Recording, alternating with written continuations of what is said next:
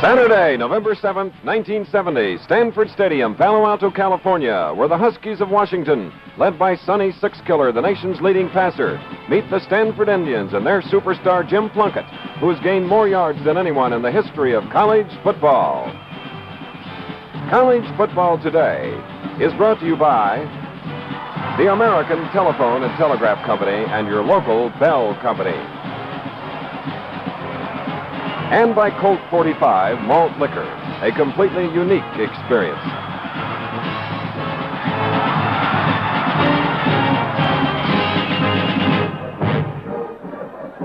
And with the Sierra Nevada mountains in the background, we are in Palo Alto, California, for an important Pacific 8 battle between sixth-ranked Stanford.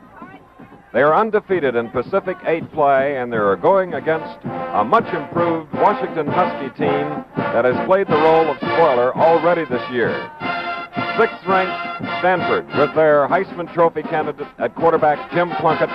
And for the Washington Huskies, they have two great quarterbacks as we anticipate a crowd of 70,000 fans here on an overcast afternoon in the Bay Area. And Bud Wilkinson and I are always pleased to come back to the San Francisco area, and especially, Bud, when you have Plunkett quarterbacking Stanford, Six-Killer, and Collins for Washington. Well, Plunkett is the leading offensive player in the history of the NCAA, and in analyzing him, physically, he's 6'3", he's 203 pounds, he's strong, he throws all types of passes, he can clothesline it or he can hang it out in the air and let them run under it. The other thing I believe, however, that makes him a super quarterback is his ability to read the defense and check signals at the line of scrimmage, but even more important, after the ball is snapped, to read the movement of the defense. He's truly a great player. However, surprisingly, the number one passer in the country is Sonny Six-Killer of the University of Washington. He's been troubled this week by stomach flu. He won't start today. His place will be taken by Greg Collins. Collins was the number one quarterback for Washington. This is Sonny Six-Killer, number 6, as you can see on the screen, the nation's leading passer. As I mentioned, he's had a problem with stomach flu this past week. He will not start this afternoon. Greg Collins will start. Collins played ahead of Six-Killer in spring practice, but then had a broken collarbone in the spring game. However, he's a very capable player. He came off the bench last week when the score was 15-7 in favor of Oregon and led the Huskies to victory. And, of course, Bud, one thing that has made the country strong is the nature of the melting pot. Here we have Plunkett of Mexican ancestry and Sonny Six-Killer, a full-blooded Cherokee Indian originally from Oklahoma. That's correct. There's Collins, as you can see in the background, getting ready to throw the ball, and believe me, the ball will be in the air this afternoon. These two teams rely on their passing attack to set up the runs. That's somewhat unusual in college football. The majority of college teams go with the runs to set up the passes. Okay, Bud, we'll return to Palo Alto for a look at the Washington offense in just a minute.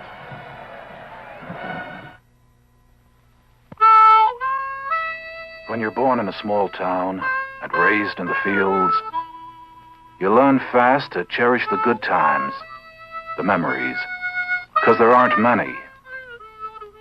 But there comes a day when you've had enough. You say your fare thee wells, and you travel on.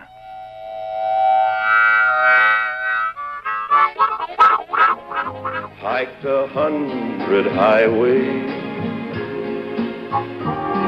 never found a home. Still and all, I'm happy. Reason is, you see, love's been good to me. Stevie Wonder and George Gobel join Johnny Wednesday night.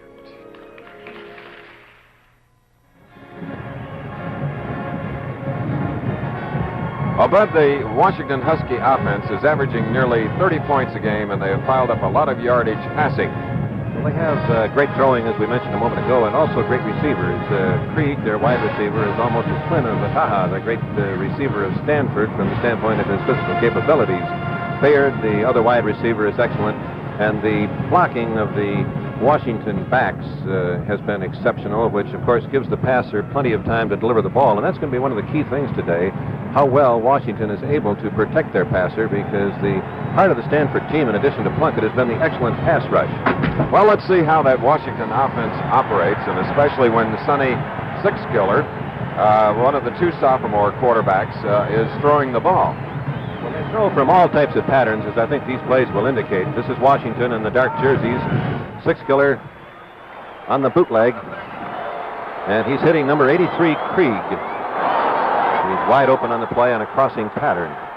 This is a rollout, and Sixkiller again finds Krieg open on the 3-yard line. This is a play pass.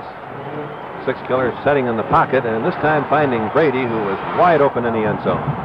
This is the drop back pattern. That's 4 different designs of the offensive play setting up the pass opportunity, and you saw those slick moves by number 92, Bayard. And this is the sprint out pass, which is the basic play, I believe, in the Washington offense, and you can tell here that Cornell believes in driving for that goal line. And probably today, Bud, we'll see Cornell carrying the ball more than he'll be catching the ball. Blocking and carrying. They use the draw play to balance up their passes, and the draw play, of course, works when the line rushes, and then the linebackers are dropping back to protect the passer. You can see the linebackers were all out of the play here as Cornell broke through. Let's watch the draw play again. You can see him read the defensive line as they rush, then go to the outside, and the linebackers are all back downfield trying to play pass, and there's a great deal of daylight. He takes it very well. All right, we'll return in a minute to talk with Jim Plunkett about the Stanford offense following this message. Dataphone data sets enable computers to talk to each other over regular telephone lines. Now the Bell system has a new dataphone service that will save a lot of businesses a lot of money. The Dataphone 113A is an economy model that costs about half as much as the model that preceded it, under $12 a month. This new model is very basic, but most of the business community only need a very basic set, one where they can call the computer and the computer can answer back. That means it's ideal for the thousands of businesses that share time on a computer, since all they really need is a basic data phone. Putting it simply, this new data phone service is going to fit the needs of a large percentage of the business community and save those companies a lot of money at the same time. The American Telephone and Telegraph Company and your local Bell company keep looking for new ways to help your business, this time by letting you talk to your computer at a much lower price. Stanford's quarterback, Jim Plunkett from nearby San Jose, certainly knows how to earn his way, because you see Jim's parents both blind. His father passed away in 1969. His mother is still sightless, so growing up, Jim had to work as a gas station attendant and many other things, which has made him quite a guy. Jim, between seasons and prior to the start of your current campaign, there was a great deal of talk that you might quit college football and play for pay. But I know you had some good reasons why you didn't make that decision. Yes, and a few of them were that I wanted to go to the Rose Bowl. I wanted to lead a team to the Rose Bowl and play in it. It's kind of been a dream here at Stanford for many years, and I definitely wanted to do that. And I also wanted to set an example for younger kids and have them stay in school and show them that education is very important. Well, very good reasons why college athletics are so important, Jim. You went into the season, you and Archie Manning, as the prime contenders for the Heisman Trophy, which means that there's been a lot of pressure. You're sort of a marked man once you step on the field and the game gets underway. Very oftentimes you feel that way. They want us. Fortunately, our game plan is usually a passing attack, and they want to stop that quarterback from having time to drop back and throw the pass. And so everywhere you go, sometimes there are things you hear from other teams that they're going to stop the quarterback, they're going to stop me, and they're not going to let me get off a pass. And sometimes and being a quarterback, you oftentimes are a marked man. And of course, Jim, no quarterback can set the NCAA record and many other records without a great receiving core. And here at Stanford, you have some fabulous ones like Rabbit Vataha, whom we're going to see in just a moment. He is sensational, isn't he? He certainly is. He's a very fine receiver. He can do many things, and he can do them all well. I think he's a great athlete. This one against Washington State for 96 yards was a fine play by him. The ball was underthrown. He came back, grabbed it, and ran all the way, and he's been doing that all year long. 96 yards, and for Jim Plunkett, he became the NCAA total offense record setter. Now, here's Bob Moore, a man you throw to often. Quite often. He's an excellent tight end. He blocks well, and he catches the ball extremely well. He used to be a running back, and once he catches that ball, he knows what to do with it, like here against SC, getting into the end zone after being hit a few times. He comes up with those big plays. Number 86, Bob Moore, whom I'm sure we'll see a lot of today. You certainly will. There it is again against SC, coming up with another clutch catch. And this is against Washington State, a long gainer. He said he would be open, and he was, and he did a real fine catch on the ball. And Jack Lassiter, here against Arkansas, did a real fine job getting open and catching the score against Arkansas. And a good offense, of course, has its share of strong and fast running backs. And Stanford has Shockley and Brown. Pretty special, too, aren't they? They certainly are. They've contributed quite a bit to keeping teams, so to speak, honest.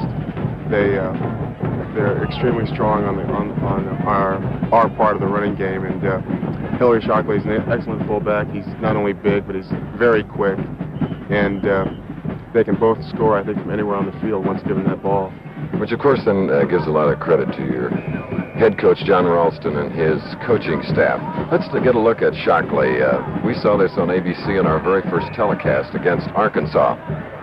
That's Hillary Shockley off tackle, and the rest he does all on his own with a few good blocks thrown downfield. He weaves and cuts back and forth and breaks tackles because he wants to get in the end zone very badly, and he does an excellent job. And when it isn't Shockley, it's Brown. It certainly is. That's Jackie against Washington State, going for long yardage and a score, and he's got all the equipment to be an All-American someday. Well, Jim, a victory or a tie here today against Washington, and you are in the Rose Bowl. Your offensive plans must be pretty special. They certainly are. We're a very determined team, especially tomorrow, and I don't think anything is going to deny us from a victory tomorrow. Jim, you know, Bud and I enjoy and have to be objective when we do telecasts, but sometimes it's fun to get subjective. So the Southland Corporation and their 7-Eleven stores asked me prior to the season to come out with a magazine book that would pick the All-High School, the All-America, All-Pro, and then in each of the three categories to pick a Player of the Year. And I think in the college division, it wasn't that tough because I picked you way last spring, and so I'm pleased to present you this first Player of the Year medallion that was struck by Bill Loud of the Gallic Arts in New York City. And I hope, Jim, that this leads to many other awards, yes, even the Heisman Trophy. Thank you very much. We'll return following this message.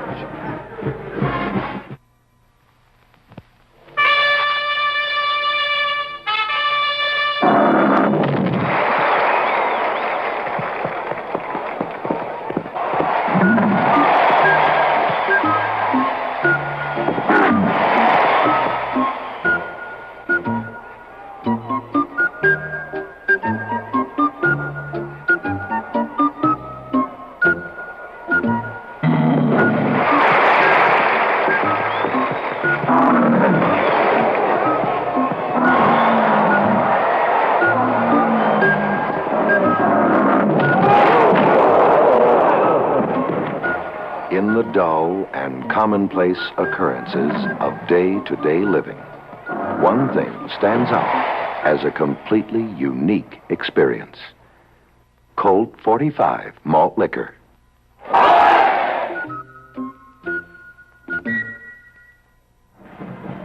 Well, we're minutes away from the start of an exciting Pacific 8 battle. And, Bud, what are the keys to victory? Well, it will certainly be an upset, of course, if Washington wins the game. To do so, the Huskies need to do three things. First, they need to protect their own passer.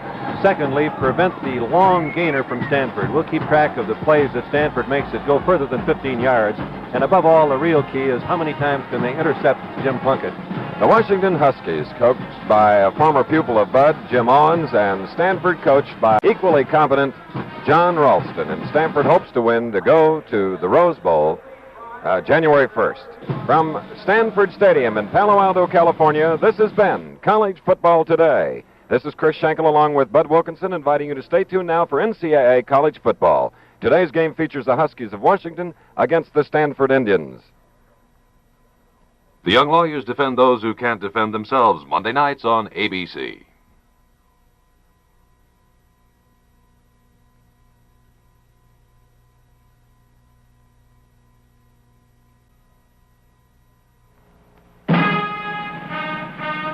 College Football 1970, the year of the quarterback. All the excitement and color exclusively on ABC. Give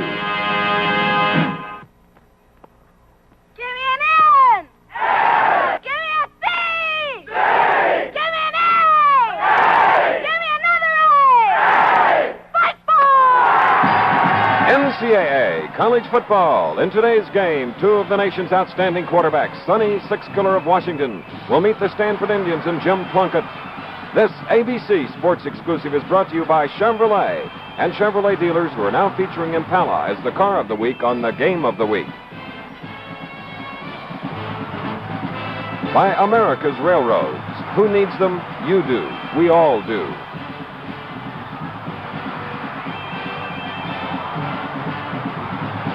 By DuPont Xerox, Anti-Leak Antifreeze.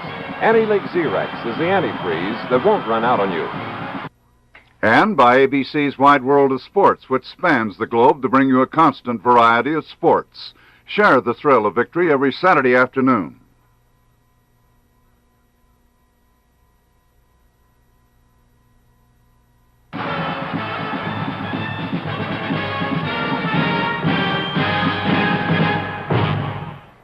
Our ABC color cameras are in Northern California with the Sierra Nevadas in the background. We come into Stanford Stadium, and this is where the Indians play, and today they are hosting the Huskies of Washington.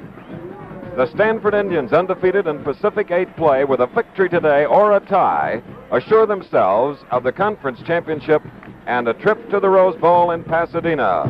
The Washington cheerleaders are here. They're looking for another victory as the vastly improved Huskies, coached by Jim Owen, possess two extraordinary sophomore quarterbacks, Collins and Sixkiller. And, of course, for Stanford, it'll be Jim Plunkett. Fred Wilkinson, with the opportunity to assure themselves a Rose Bowl trip with a win or tie today, this must be tremendous pressure for college football players. Well, I think college football players feel the pressure all of the time, but when you have battled all season long with the thought in mind, let's win the championship, let's go to the Rose Bowl, and you have it almost within your grasp, I have to agree with you, Chris, that the tension rises a little bit higher than normal. And, Bud, these two teams, Stanford fourth in the nation and Washington fifth in total yards passing, which means one thing, that our game today should be thrilling. Well, the Washington defense is leading the Pacific Coast Conference in pass defense. Last week, they did a remarkable job against the University of Oregon. Oregon is the leading passing team in the country. Washington held them to 8 completions in 43 attempts and made 3 interceptions. Another interesting point, I believe, about the defense of Washington is that Michigan was held to only 1 first down in the first half, and that occurred 2 minutes before the half when they played the Huskies earlier in the year. So it's a stout defense. Now let's go to Chris for the player introductions. Now, ladies and gentlemen, let's meet the offensive team of the Washington Huskies. A tight end from Tacoma, Washington, number 85, Ace Bulger. At left tackle from Huntington Beach, California, number 72, Dan Cunningham. At left guard from Seattle, number 77, Ernie Janet. At center from Seattle, number 53, Bruce Jarvis. At right guard, number 65, Wayne Sortune. At right tackle from Longview, Washington, number 76, Lane Rannebaum. At split end from San Francisco, number 92, Ralph Bayard. At quarterback from Torrance, California, number 15, Greg Collins. At right halfback from Ventura, number 41, Darrell Downey. At fullback from Seattle, the offensive captain, number 32, Bo Cornell. At flanker back from Tonawanda, New York, number 83, Jim Krieg. The defensive co-captain from La Mirada, California, number 91, Tom Fela. And here's the head coach in his 14th year, Jim Owens. And now the defensive starting lineup for the Stanford Indians. At left tackle from Hollister, California, number 76, Dave Tipton. At left guard from Billings, Montana, number 78, Pete Lassetich. At right guard from Lakewood, California, number 73, Larry Butler. At right tackle from Long Beach, number 91, Greg Sampson. The left linebacker from Glendora, number 87, Ron Kaetzel. The middle linebacker from Martinez, California, number 52, Phil Satry. Right linebacker from Garden Grove, number 50, Mike Simone. At left halfback from Houston, Texas, number 21, Charles McLeod.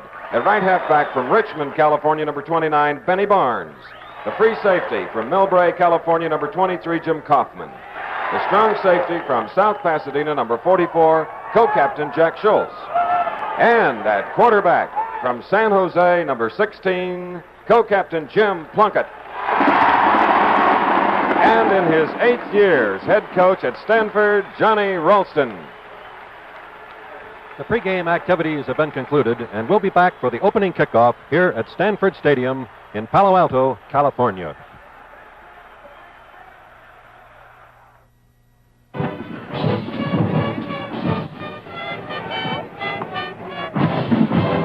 The 1970 college football season is reaching its peak, and the battle is on for number 1. ABC Sports will bring you the climactic games in 2 exciting weeks of NCAA football. November 21st has to be a great day for college football fans with 2 tough battles on the schedule. Top-ranked Ohio State will be out for revenge for last year's upset by Michigan, but the Wolverines want to repeat this victory scene. And at night, UCLA will be looking to even the score with USC. During the week on Thanksgiving night, powerful independents Houston and Florida meet in Tampa. In a second thrilling doubleheader on November 28th, the classic Army-Navy game, followed by the National Wild Card game, which will feature 2 of the nation's top teams in pursuit of the national championship. For the best in college football, watch ABC. And here at Stanford Stadium, the Indians have lost the toss. In fact, in the first 7 games, they have won it only once, and that was last week. So the Huskies have elected, following the toss win, to receive. So it will be Washington in the white jerseys, the purple trim, gold helmets, gold football pants, going against, undefeated in the Pacific 8, the Stanford Indians. Steve Horowitz will be the kickoff man for Stanford, number 56. He'll be teeing the ball up at the 40-yard line. And probably back deep will be Jim Krieg, who has a fantastic average when it comes to returning kickoffs. And Bud Wilkinson, it's seldom that you'll get such an average, nearly 29 yards. Well, Krieg is a boy that has great balance, amazing speed, and a sense of timing. On kick returns, if you're all out all of the time, the blockers don't have a chance to form for you. You have to read the blocks, pick the openings as they occur, and then accelerate with the speed that he has. And that's Krieg going back now to his position. He's the wide receiver in the Husky offense. Number 83, Krieg, and there are some 70,000 fans watching this game at Stanford Stadium on an overcast afternoon with a temperature 61 degrees, very little wind. Herman Houston, number 21, is also deep, awaiting Horowitz's kick. Steve Horowitz of Beverly Hills, California. And here's the boot. It is Krieg at the 5, the 10, the 15, the 20, the 25. He's going to keep his average and then some. Krieg making a nice move.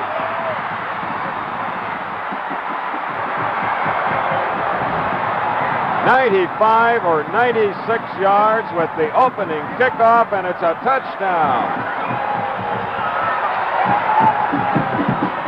It was Bell that we have to credit for helping to delay the would-be tackler.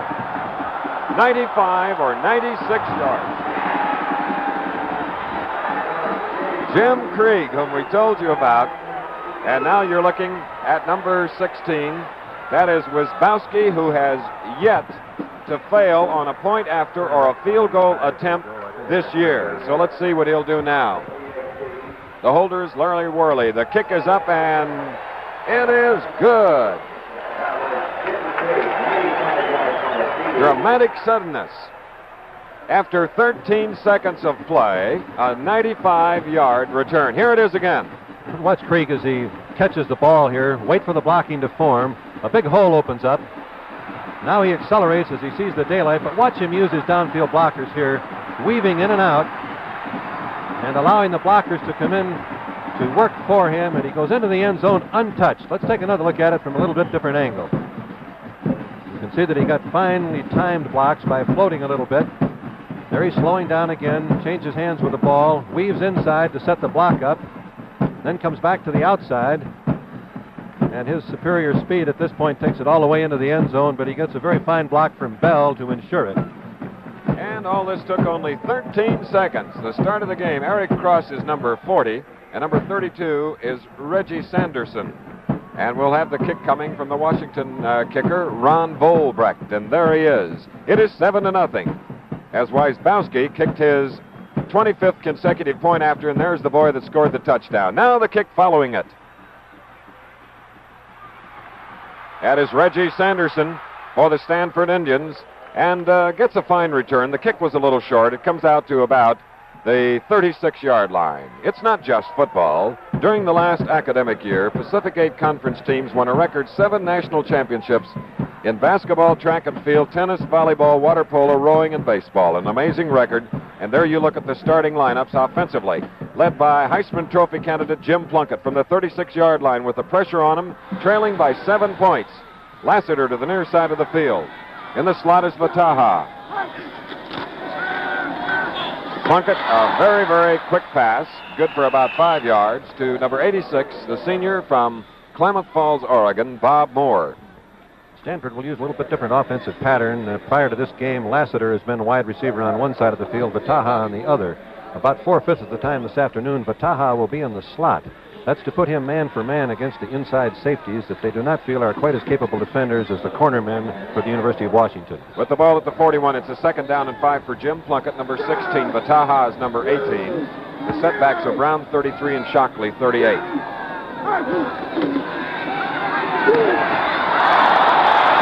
is Hillary Shockley.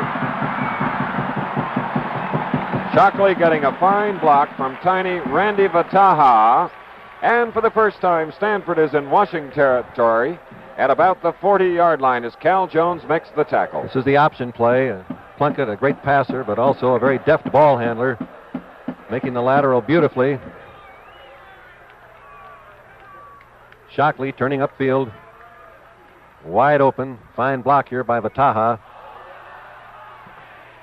Good for 19 yards, a first down at the Washington 40. Jim Plunkett calling signals. Lassiter to the far side.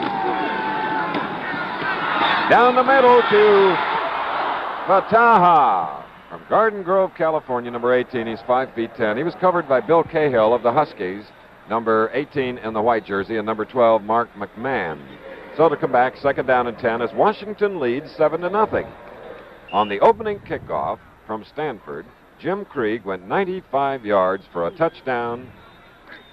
Wisbowski successful with the extra point.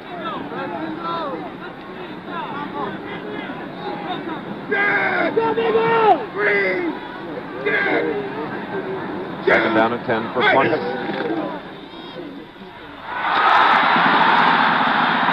And Plunkett using his nimble footwork and his size to go inside the 30, where Jim Katsinas, along with Gordy Gwen, make the tackle. Ball now resting, let's call it the 27-yard line, Bud. The Washington defense is concentrating on rushing Plunkett on the passes. They're committing, trying to shoot the gaps along the line of scrimmage inside. That gives you blocking angles to the outside and sets up the option play.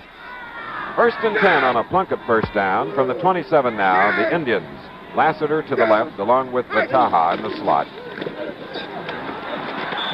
And the Husky defense quickly in on Jackie Brown, coming from his left halfback position. Gordy Gwen, a native of the state of Washington, and Katsinas from Oaklawn, Illinois, along with the middle linebacker Ron Shepard on the tackle.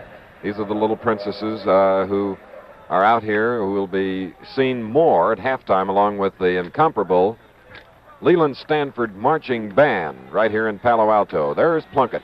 2nd in total offense in the nation, 7th in passing offense on the current year. 2nd down, and let's call it 10 from the 27. Here's Plunkett. Beautiful strike to Vataha. Rabbit Vataha, forced out by number 18, Bill Cahill, and let's view it again in slow motion. Vataha is in the slot position. Lassiter is wide. Vataha will take the outside break here as Lassiter drove Burmeister back. Man-for-man coverage. Vataha is open. Number 18, Cahill, pursuing him and knocking him out of bounds. Plunkett now has thrown 3 times. He has completed 2 for 16 yards. On the ground, he has picked up a first down with a 10-yard scramble. Now 1st and 10 at the 16. Washington leading 7-0. Lassiter to the near side along with Fataha.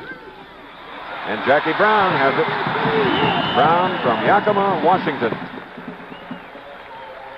He's a junior, 6'2", 200 pounds, and there you see Stanford's opponents.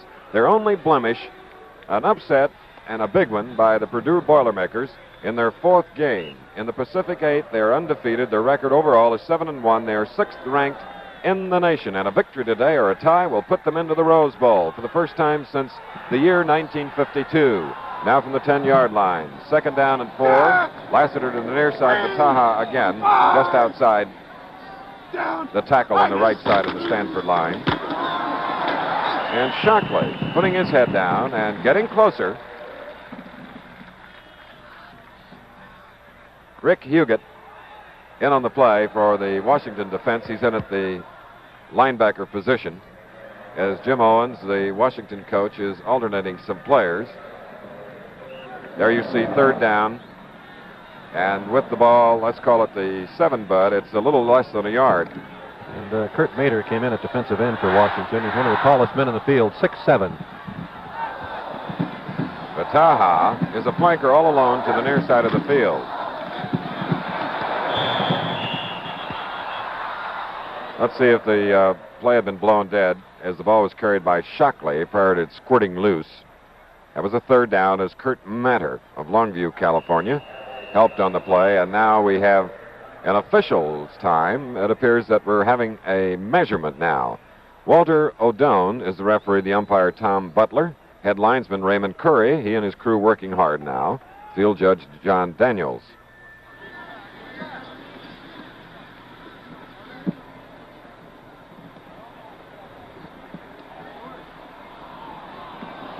Look at this. Look at that. Well, it pays to be sure. All right. That's wonderful. I have to pat that referee on the back. He got right down there with it. Right down there in good old earth, Bud, as Stanford now has its 4th first down with a 1st and goal to go at about the 6. This is a drive that began at the Stanford 36-yard line. Up comes the 10th play in this drive, and Stanford, Jim Plunkett, trailing 7-0 as the opening kickoff was returned 95 yards by Jim Krieg for a Washington TD. From the 6, 1st and goal. And there you have it. Jim Plunkett to Jackie Brown. Plunkett's 13th touchdown passing this year, and what a super player. 64 yards, 10 plays, and it's now Washington 7, Stanford 6, and the point after will tie it up. Steve Horowitz of Beverly Hills, California, number 25, Steve Murray, is holding. Horowitz, number 56.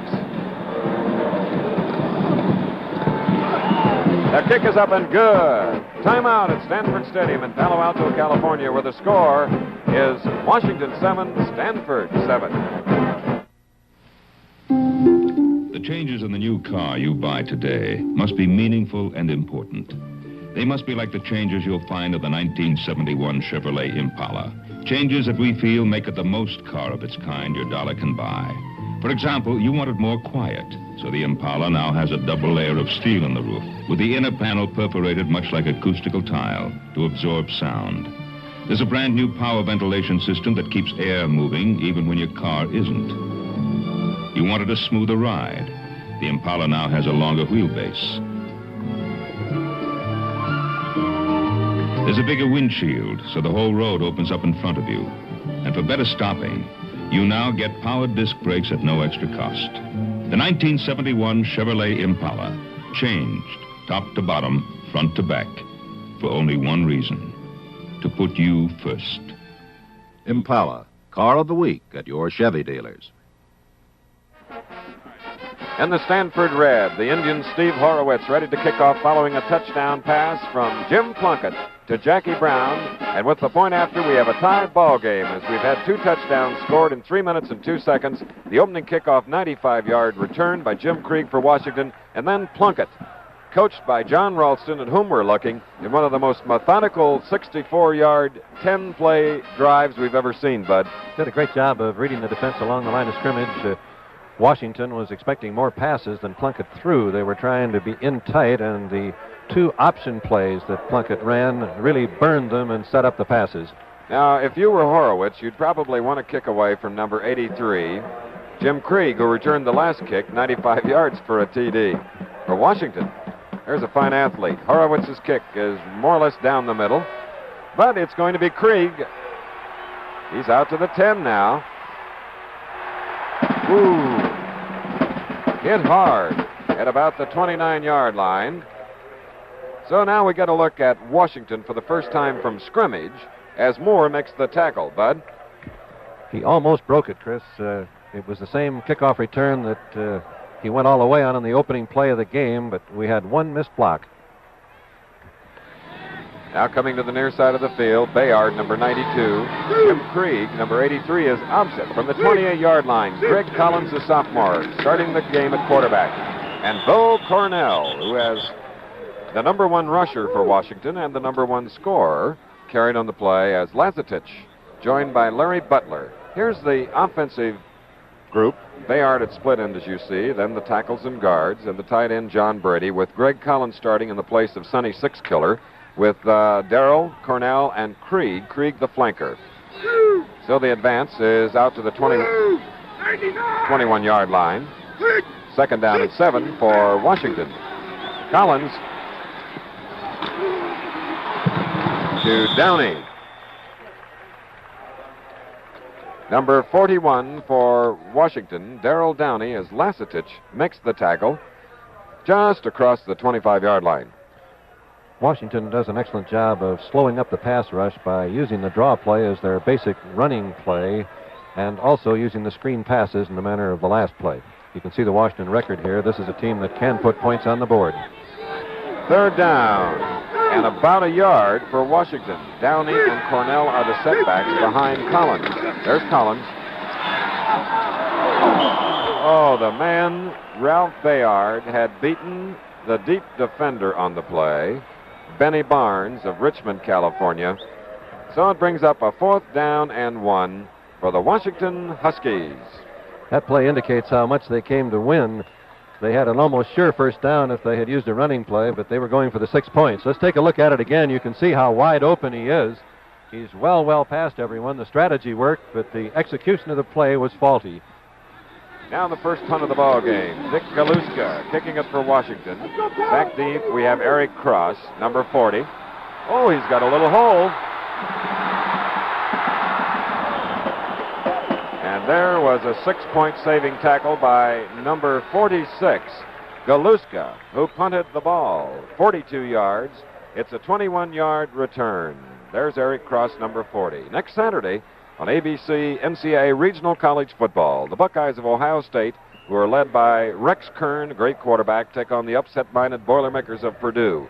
And for those of you in the mountain areas, we have an exciting game of regional interest, Utah versus Arizona State. Now, at the, let's call it the 48-yard line of Washington, Jim Plunkett back at work. Lassiter left along with Vataha. What a passer. Vataha.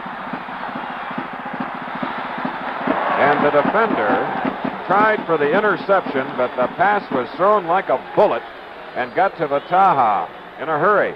Let's take a look at it again. You can see Vataha is the inside receiver in the slot position. As Lassiter goes deep, he comes to the outside. Bill Cahill plays for the interception here. You'll see him come in driving for the ball. He thought he could pick it off, and of course, if he had picked it off, it had been 6 points for Washington. The pass was beautifully thrown, however, and Stanford has first down on about the 15-yard line. San Jose's Jim Plunkett now, 1st and 10 from the Washington 15.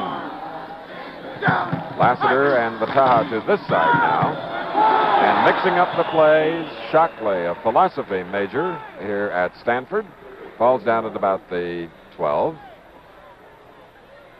Rick Huguet makes his 2nd tackle in a row. Might repeat that the Stanford offensive formation is different than any they've used so far this year.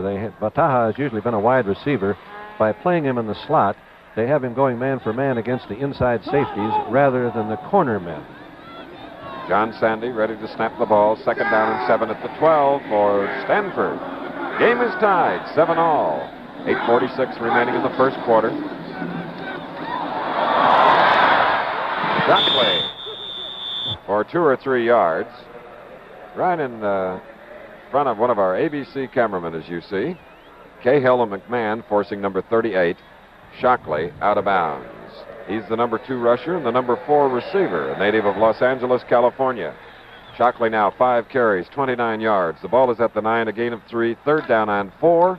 8:17, first quarter, score tied 7-7. Lassiter and Vataha are at the top of your screen. 3rd and 4.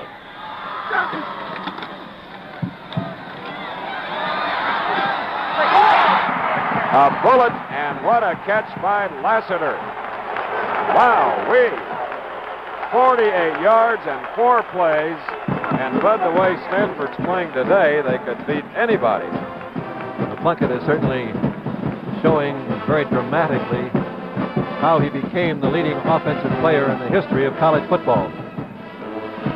It is 13-7 with 8 minutes and 2 seconds remaining in the first quarter. Horowitz ready to try his second point after with Murray holding. It is up. Good. Well, in a matter of about 3 minutes, we've had 2 touchdowns by Stanford. We have an offside against Washington, and needless to say, it'll be declined. ABC and the NCAA combined to bring you all the thrills of college football. With timeout, the score, Stanford 14, Washington 7. We return to our studios for this message. Fresh air. I love the taste of it. And fresh air is what makes Maryland 100s taste like no other menthol cigarette. Maryland tobaccos, fresh air cured. Other cigarettes contain some heat-treated tobacco. Tobacco dried in heated barns for only 6 days. But Maryland 100s, 100% fresh air cured for up to 8 long lazy weeks. Fresh air cured tobaccos that taste cool with menthol. New Maryland menthol. When you get close to people, do your teeth still look their whitest? Does your breath still seem its freshest? Be sure with new Close-Up, the toothpaste and mouthwash in one. Clear Red Close-Up has 2 whiteners that get teeth whiter than the toothpaste most people use, and a real mouthwash. So it not only gets your breath Close-Up fresh, it also gets your teeth Close-Up white. Close-Up is for close-ups. This is the Washington Husky receiving unit because Jim Plunkett has thrown his second touchdown passes after about 7 minutes of play. This one to Lassiter. He has thrown 6 times, completing 5 for 64 yards and the 2 touchdowns. As Horowitz now will kick from left to right as Stanford leads 14-7 with 8:02 remaining in the first quarter. And the threat, Jim Krieg, number 83, is at the bottom right of your screen. Herman Houston is also deep along with Krieg.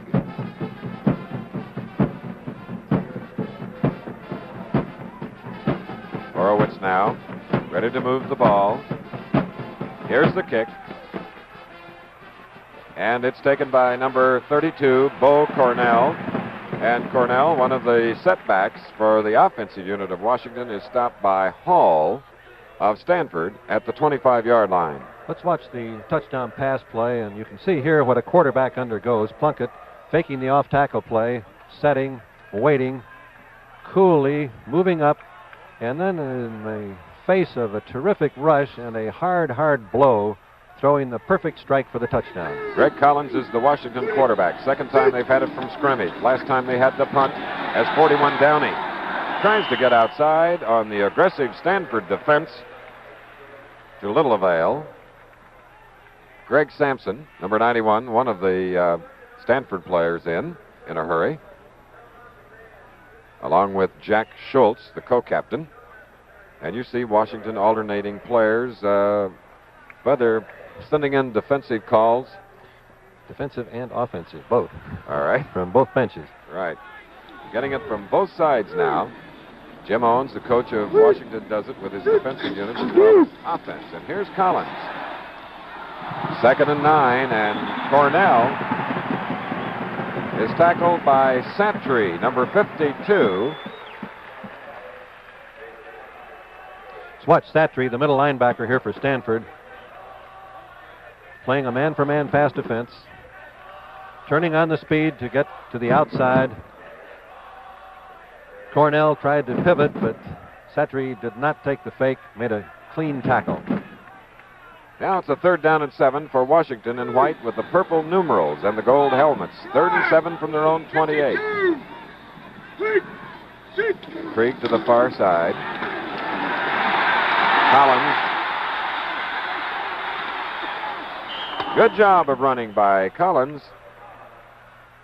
Let's see, did he get beyond that forward stake on the far side of the field? That is the question of the moment for the Husky fans. It is a 1st down for Washington.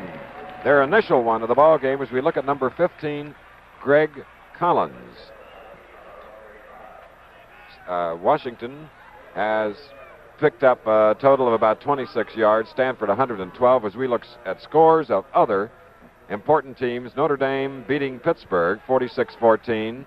Ohio State, these are the ranked teams, defeating Wisconsin 24-7. And next week we'll have Ohio State against Purdue from West Lafayette, Indiana.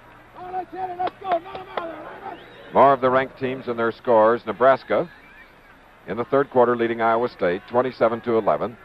And now 5th-ranked Michigan shutting out Illinois 42-0. And it won't be long before Ohio State and Michigan will be meeting, and we'll be televising that game as Arkansas wins again over Rice 33-14.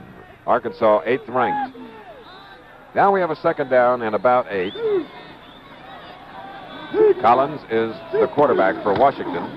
From the 37-yard line, a bullet intercepted by number 44, Jack Schultz.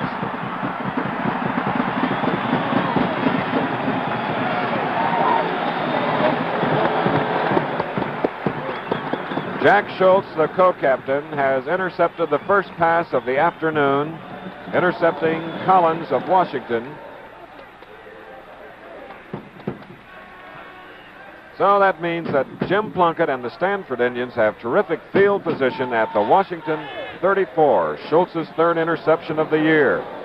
14-7 the score with 5:20 remaining in the 1st quarter. Plunkett is number 16. Shockley and Brown set behind him. Bataha and Lassiter to the near side. And Plunkett at 6'3", 204, keeps it.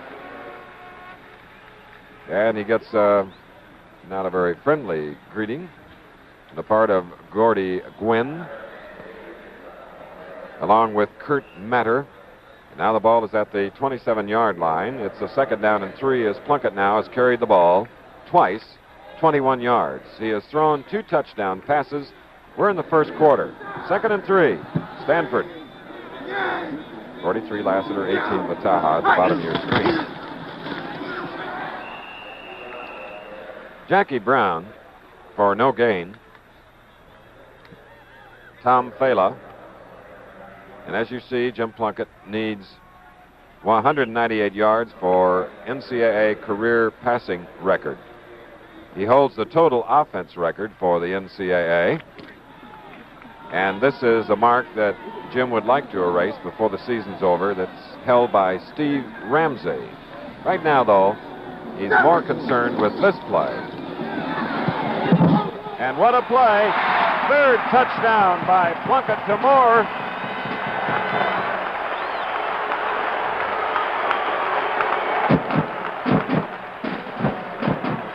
Bob Moore. Let's take a look at it again on the isolated camera. Moore is the tight end, but you can see that he's split off a little bit this time. It's a swing fake in the backfield. The rotation of the Washington defensive secondary was too slow. Moore was wide open going the flag route for the touchdown. And now Steve Horowitz. That's Prince Lightfoot, the Indian mascot here at Stanford. Horowitz trying for his 3rd point after it's up and good. Timeout at Stanford Stadium in Palo Alto, California. The score, Stanford 21, Washington 7. America's railroads. Who needs them?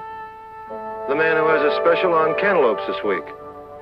The man who builds a house you can buy without going to the poorhouse. The lady who prices her glassware so it doesn't break you. All the businesses you do business with.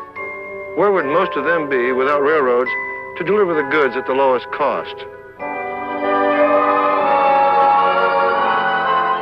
Out of business. America without railroads, we can't afford that. But if railroads are just allowed to do business like any other business, with up-to-date regulations and fair taxation, then they'll always deliver the goods. America's railroads. Who needs them? You do. We all do.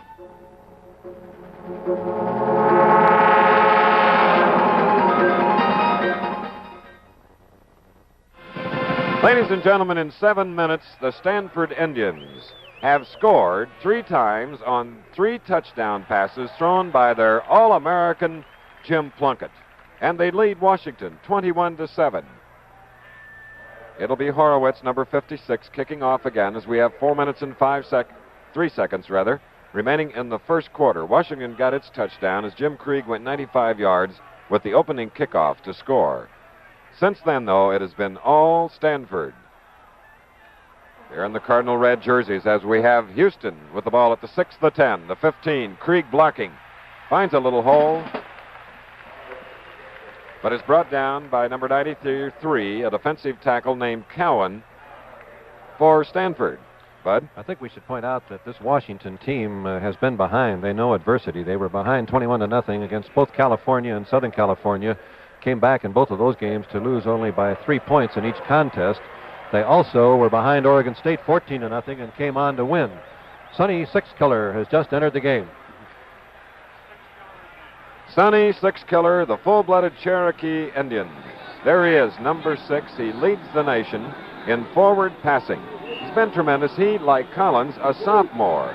He is from Ashland, Oregon. Now from the 23, first down. He's been bothered with a severe chest cold all week.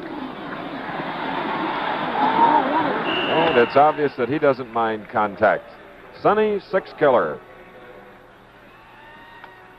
Well, as we're speaking to you from Palo Alto, we're happy to welcome the southern region following the LSU-Alabama game and a regional telecast to this telecast. Quickly, Washington took the opening kickoff, friends. 95 yards to score. Then in 7 minutes, Jim Plunkett and the Stanford Indians have scored 3 touchdowns, all on passes by the Heisman Trophy candidate. Now it's a 2nd down and 5 from about the 28 for Sonny Sixkiller of Washington.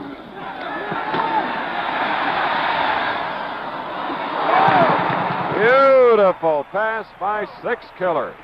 Bayard, number 92, caught it, Bud, and all his credentials, well, we can see why he's done so well. He made a great move also. He was rushed on the play. Let's take a look at it on the isolated camera. This is Bayard, split wide, going against McLeod of Stanford. Little fake out, fake in. Sixkiller was rushed, but threw it for the completion. With about 3 minutes remaining in the first quarter, it's the first time Washington has been in Stanford territory from the 38, 1st and 10. Cornell carried on the play for the Huskies, and Ron Kedzill makes the stop right at the line of scrimmage where it'll be 2nd down and 10 from the 38. A 29-yard pass play. Sixkiller picks up a first down, is at the 38 now, 2nd and 10.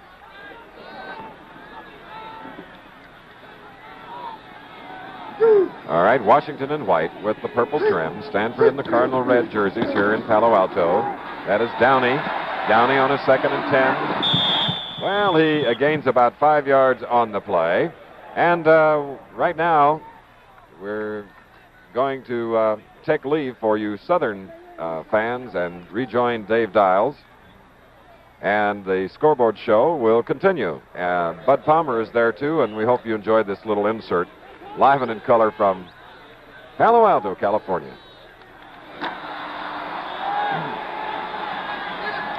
3rd down and 5 now for Sonny Sixkiller, who has Jim Krieg to the far side.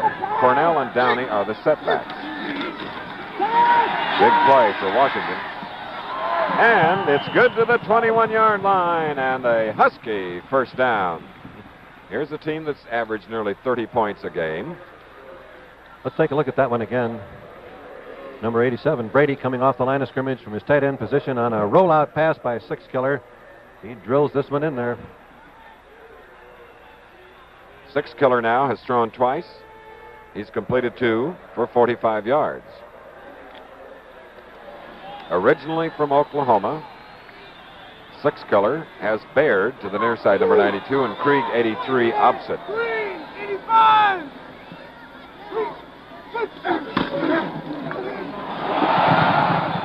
And that's Bo Cornell.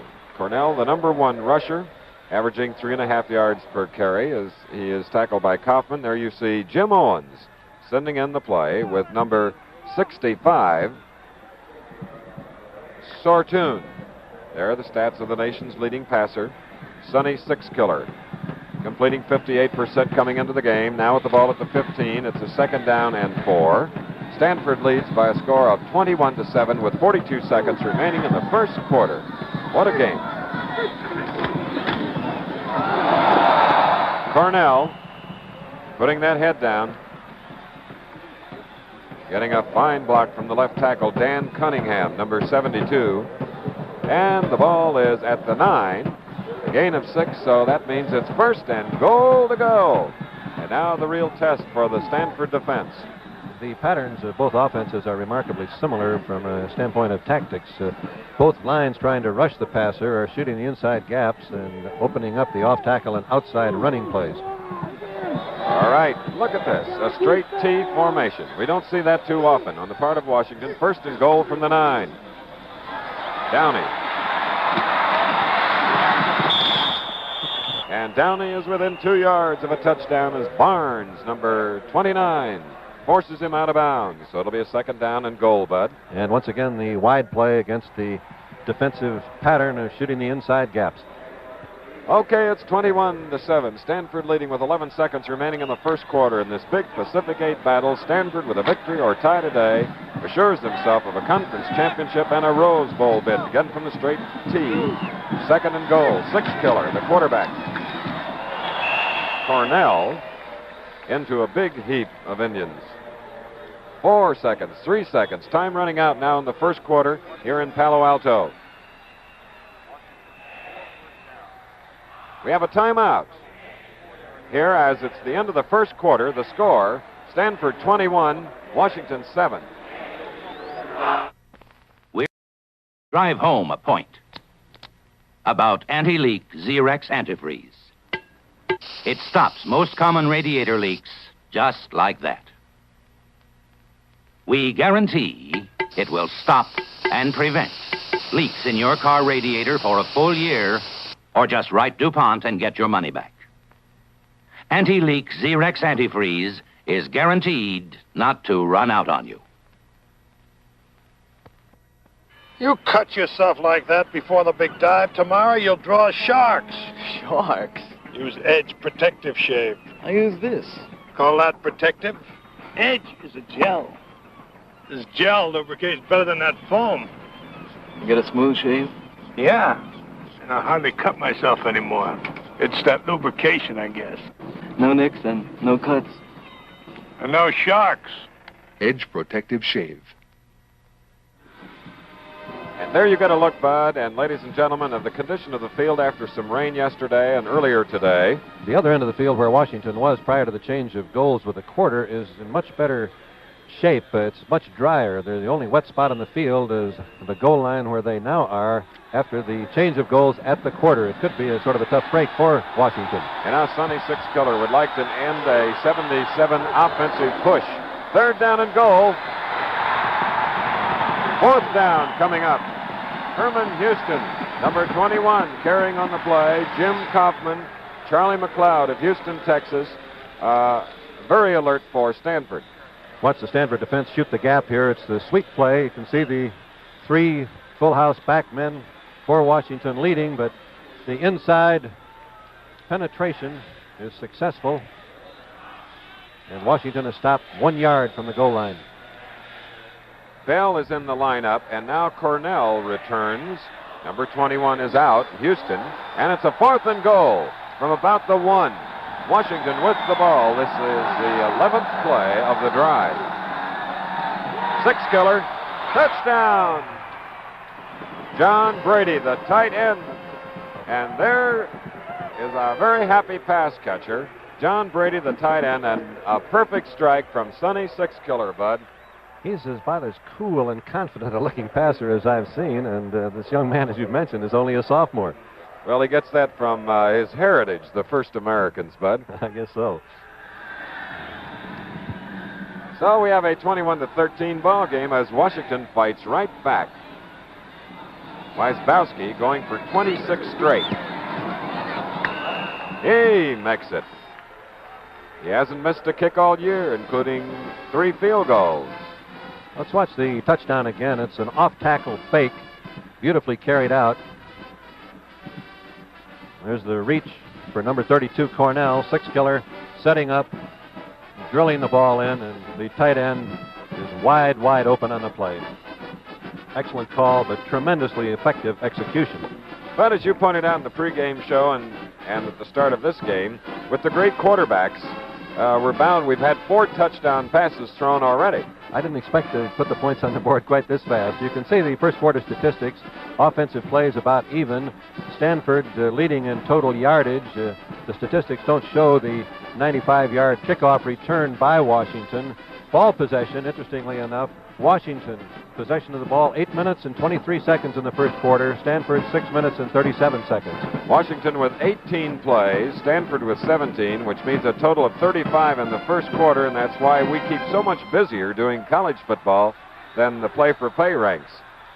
Bulbrecht's kick, taken by a very tenacious Stanford Indian named Hall, number 80.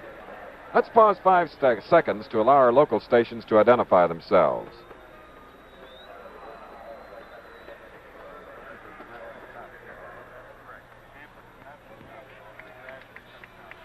Watch your level, Jerry. You got that headset on.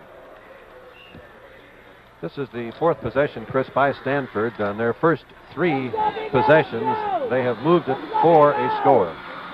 Lassiter goes to the far side of the field. Vataha is in the slot. Jim Plunkett, who has thrown 3 touchdown passes, has Brown and Shockley behind him. Taking that ball in his hip, throwing long.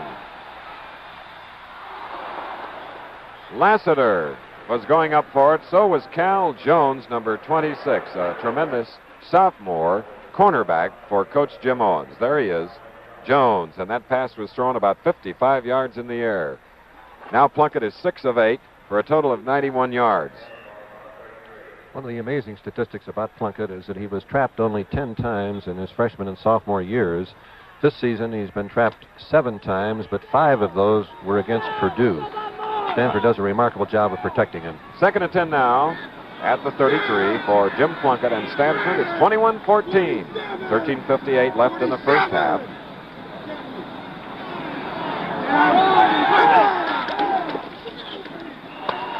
And keeping it on the ground, it was Jackie Brown who tried to move forward. Perhaps did a yard as Loveland of Portland, Oregon, number 88. Cute girl, right? Stanford on the last play came very close to violating the 25-second time limit between plays. The referee will drop his hand when the ball is ready for play. So now here is a 3rd down play. It's the 3rd that Plunkett has had thus far in the ballgame. 3rd and 10 from the 33. Let's see what he does with it. A marker goes down. He is being chased, throwing, and Vataha comes down with the ball at the 42-yard line of Washington. But let's watch the call on the penalty by the referee, Walter O'Done.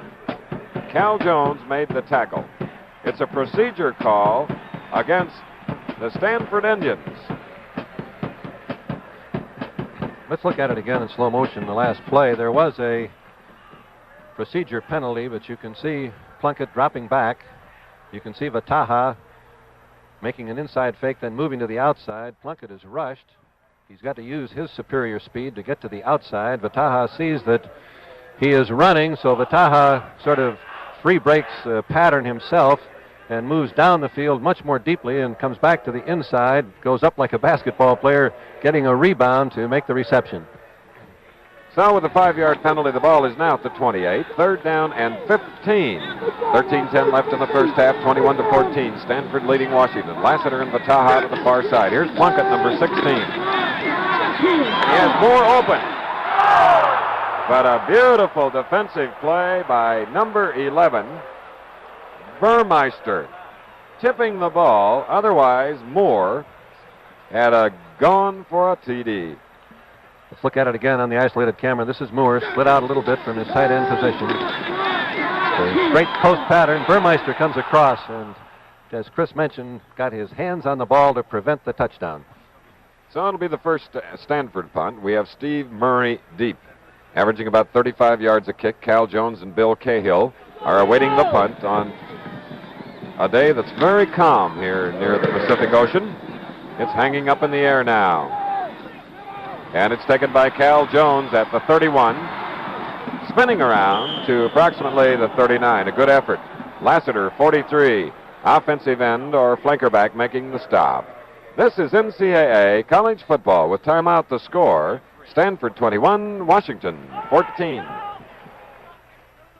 Well, that's it, everybody. Mark 125 for the final man on the Hot Shots team. The Tigers need a big spare to win. It's all up to this battler, Timmy Cole, right now. Here's Cole up at the skittleboard, lining up, and... No! A tough break, a tough break. Now Timmy has that pesky 3-5-7 combination to pick up the spare. Will he play it safe? No, he's going for all three. We'll be back after a closer look at Skittle Bowl. Skittle Bowl is made by Aurora. It's a game of skill that any number can play. Children tend to be remarkably good at it when they can get it away from their parents. Skittle Bowl by Aurora. Now back to the action. Cole with his final shot, and he's done it! He has done it! The Tigers win the championship! Skittle Bowl, the next best thing to having a bowling alley in your home. You're looking at the Washington Huskies, down by only 7 points. They took the opening kickoff 95 yards. Then Jim Plunkett came back. And in a matter of 7 minutes, there is Plunkett, threw 3 touchdown passes. Then Sonny Sixkiller came into the ballgame, directed Washington a 77-yard march. He threw a touchdown pass to Brady. Here they have the ball again at the 39. First down, Washington. Sixkiller. The marker's down. Interception. Number 87, Kedzo. So Sixkiller's first forward pass in this series intercepted as Sorton makes the tackle. Let's take a look at it again on the isolated camera. Bulger back. Great move by number 87, Kedzo. That was the pattern of Stanford defense with 3 men rushing and 5 men protecting what we call underneath, looking for the short throw. But we had a shift penalty, naturally declined by Stanford, as Kedzo came up with the interception. Jim Plunkett goes back to work at the 48 of Washington. Lassiter and Vataha to the far side.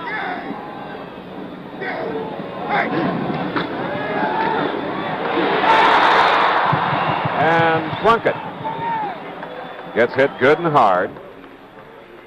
Number 84 is Lee, a tremendous fellow. Let's take a look at it again, slow motion. You can see the split screen, Vataha going downfield as Plunkett on the right side of the screen backpedals. Vataha is open, but there is the big rush by Lee. Plunkett almost gets away from it, but is not quite able to. Second down and about 21. Out on the flat to Brown. And Brown rambles. Rambling to the 39 of Washington.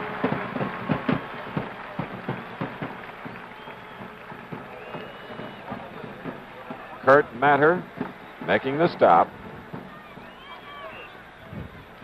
The ball could now just fly. Washington had that to play very well defensed. It was a screen pass, but they were out there. He simply used superior speed. There you see Plunkett's record today, 7 out of 10, 111 yards, 3 touchdowns. Down at the 39, it's going to be a second down and a little more than 2. You'll recall there was a previous loss. There's Plunkett. What a job at faking. And look at him throw on the run. The Taha couldn't pull it down. Plunkett going to his left and had to throw 45 yards. Burmeister covering on the play.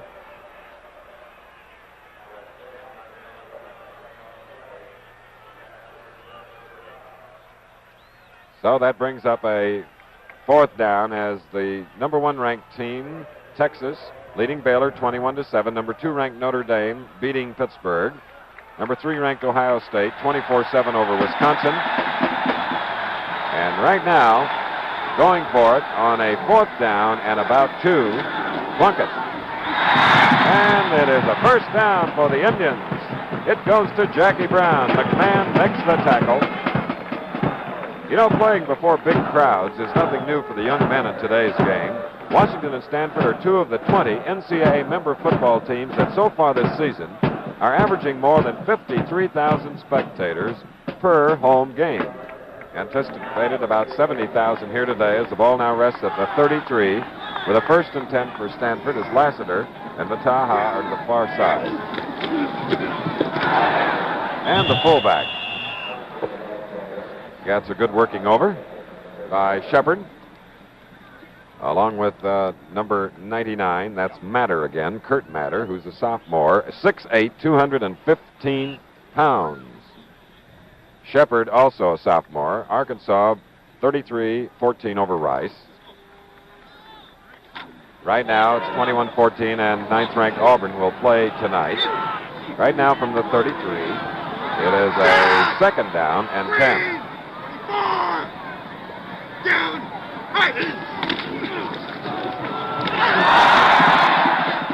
Shockley pulling away for about a 4-yard gain as Matter and McMahon converge on him. 21-14 if you just joined us with about 10 minutes remaining in the first half. An interesting halftime show by the incomparable Stanford Men's Marching Band. Some antics by the card section here in Palo Alto. All in all, we think you'll really enjoy it. Stanford now, 26 plays, 166 yards. At the 30, it's a 3rd down and 7 for Plunkett. Beautiful defensive play by number 88, Bob Loveland of Portland. Number 88, the linebacker.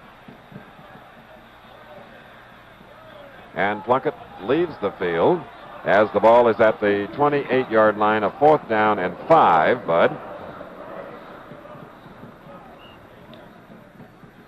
So Horowitz, who kicked 3 field goals against UCLA in that 9-7 win, is 9 of 15 for the 3-pointers. And he's got a 45-yarder on an angle. Steve Murray holding the ball. It's long enough, but to the near side of the goalpost, no good. College football. What better way to spend an autumn afternoon? With timeout, the score, Stanford 21, Washington 14. Last February, Chevrolet introduced a new Camaro, and it was a hit right from the start. For other car makers, that would have been good enough, but not for Chevrolet. We sent a research team out to Chevy dealerships to find out what people thought of the new Camaro and what could be improved.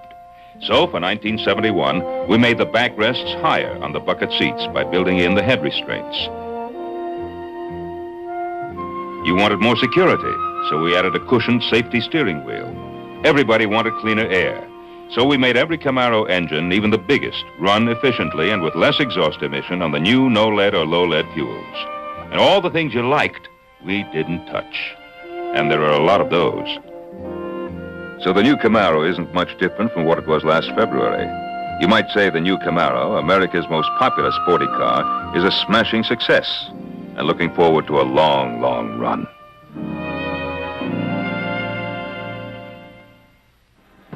Stanford has just missed a 45-yard field goal. It's a touchback For Washington, they have the ball at the 20. Sonny Sixkiller, the quarterback. Plunkett for Stanford. We just received word that Mississippi playing Houston, Archie Manning, another great, has injured his left arm. It's in a sling. X-rays will be taken. They don't know the seriousness of the injury. Sixkiller's handoff to Bo Cornell for a loss. And the partisan fans here in Palo Alto like the work of Larry Butler on defense as the ball comes back to the 15, 2nd and 15, Bud. Yale defeating Pennsylvania this afternoon. Harvard leading Princeton in the 3rd quarter. Penn State shutting out Maryland 34-0. Syracuse beating Army 31-29 as the Cadets put up a good battle. Washington with the ball. 21-14 the score here. Bayard to the near side. Krieg is opposite. Sixkiller. The trailing man, Cornell, for 5 yards. McLeod covering on the play, and the official on the near sideline said it's good for only 3 to the 18, so it'll be 3rd down and 12. Replacing Bayard at split end, we have Ira Hammond, sophomore, 6'2", 190 pounds. Michigan State defeated Purdue 24-14. Next week, Ohio State-Purdue will be televising that game over most of the same stations from West Lafayette. Sixkiller at quarterback.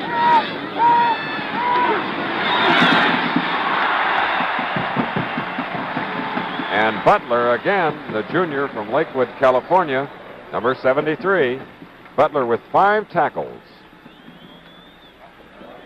It's 4th down and 12, and it appears that we will have a Washington punt. When we look at great teams, we're often inclined to concentrate so much on the offense. The 4 defensive linemen, Sampson, Butler, Lazatich, and Tipton, are the heart and strength of the Stanford defense, one of the best in the country. Galuska, whom we're looking, about to punt. Eric Cross and Randy Vataha are deep. Marker is down. Cross watching the ball. Stanford. Look, Bo Cornell is 32 in white for Washington. And let's see what the flag will be on the field. A 57-yard punt. Taking that where preliminary report is that there was an extra man on the field for Stanford. And that's not legal, Bud. No, sometimes you'd like to have 12 people, but well, I do feel that when you're defensing any team, if you have that one extra man, you can draw up a pattern that will stop almost anything they do. And it is a procedure penalty. 26 for Washington, running along with the referee. That is Cal Jones.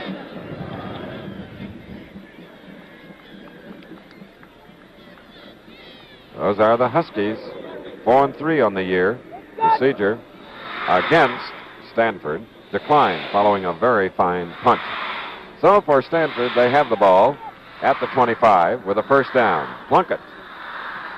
It was a very effective punt, but it's the kind that sends a chill up your back if you're coaching, because it was low, and had they caught the ball in the air, they would have had ample protection for a long run back.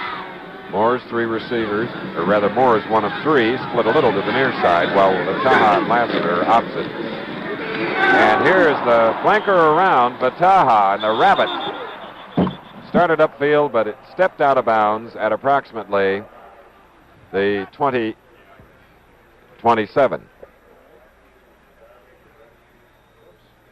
Ken Lee covering on the play. Oklahoma shutting out Missouri 21-0 in the 2nd quarter. 1st quarter, TCU 15, Texas Tech 7. A final, SMU defeating Texas A&M 6-3. Now with the ball at the 28, it's 2nd down and 7 for Plunkett, number 16, and the Indians. Lassiter to the far side. Here goes Shockley. Well, he was going to go until Kurt Matter stretched that 6'8" frame out and caught him. The last play, I think, was a great indication of the coolness as well as the poise of Jim Plunkett. He took a look and saw that his wide receiver Lassiter and Bataha had set themselves up a little closer than he wanted them to. Like a baseball manager moving the outfield around, he said, move out a couple of steps more. Now here's the 30th play for Stanford. We have 6 minutes and 5 seconds remaining in the first half. 21-14, they lead. 3rd and 5. Going for the first down, Jackie Brown, and it is close. Ron Shepard on the tackle. First down for Stanford.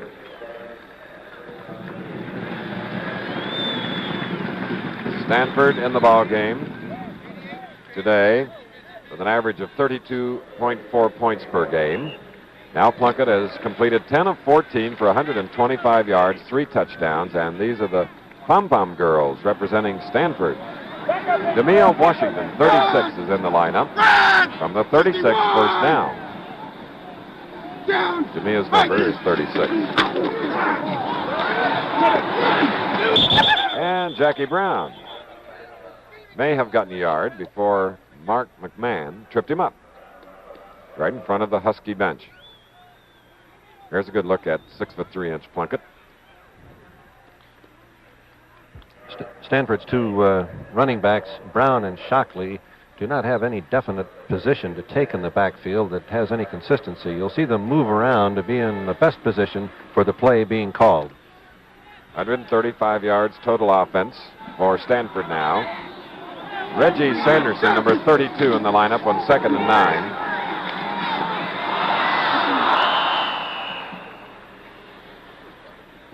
Kurt Matter tipping that forward pass is thrown by a disgusted Jim Plunkett.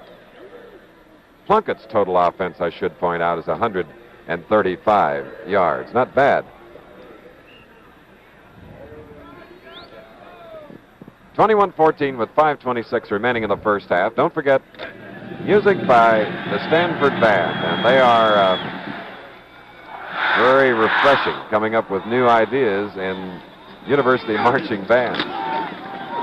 3rd down. And a good job by the Washington defense.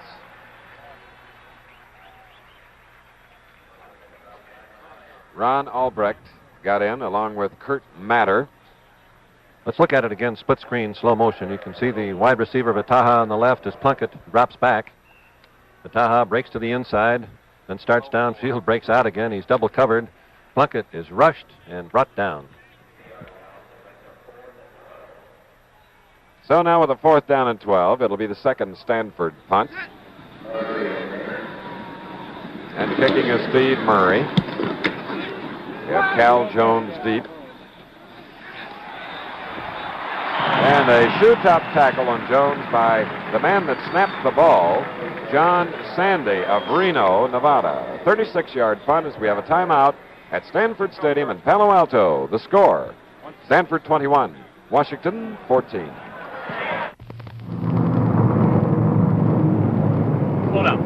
Continental Insurance Claim Report number 31451. Adjuster on scene, T. Duke. Assignment, to salvage 1,700 cases of frozen pies from overturned refrigeration truck. Action taken, immediate utilization of only available local labor. Background, at approximately 1:30 a.m. on September 23rd, the insured, Chef Pierre, Inc., reported accident to Continental's emergency dial-a-claim service. Local adjuster assigned to case began all-night search for substitute refrigeration truck. Time required, 5 hours. Adjuster then arranged for volunteer work crew from nearby institution. Time required, 2 hours. Back in the van. Final disposition, approximately 80% of cargo salvaged. Remainder either damaged in original accident or given as payment to work crew. Terrific. I got a perishable. I got this cherry here. I break out with there.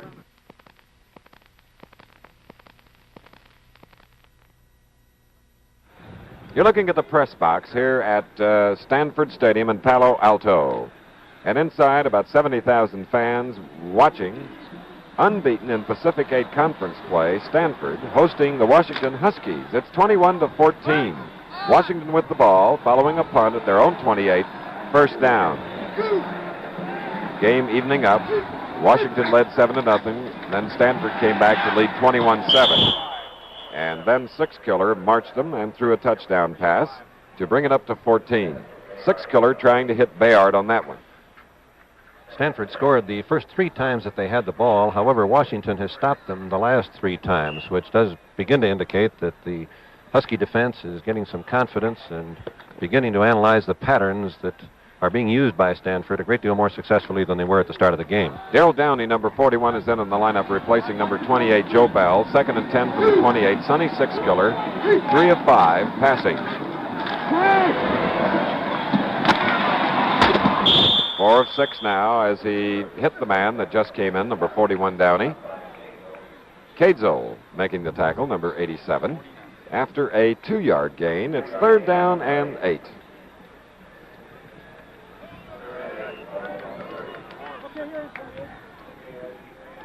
There you get a look at Sixkiller.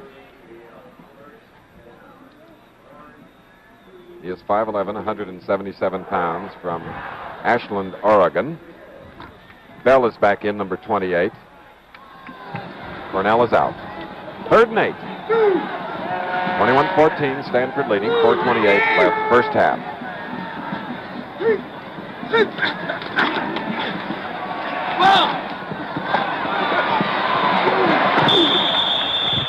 That was Downey picking up 2 more yards, and the Stanford defense stiffening here, bringing up a 4th down and 6. It's a rather unusual thing to see a quarterback call 2 screen passes in succession. Right. Now we look at number 40 for Stanford. That's Eric Cross. And punting will be Dick Galuska for Washington. High pass. But a fine punt. Eric Cross at the 35. An immediate tackle on him by Joe Bell. The punt traveled 33 yards. Next Saturday on ABC's Wide World of Sports, the World Gymnastic Championships from Yugoslavia. Gymnasts from all over the world. You'll also see the always exciting World Figure 8 Stock Car Championships from Islip. Consult your local listing for the time of Wide World in your area. And for you people here on the West Coast, just a reminder, coming up next on Wide World of Sports at 4:30 Pacific Standard Time, the National 500 Stock Car Race from Charlotte, North Carolina, and the National Air Races from Reno. Now from the 35, first down for Stanford.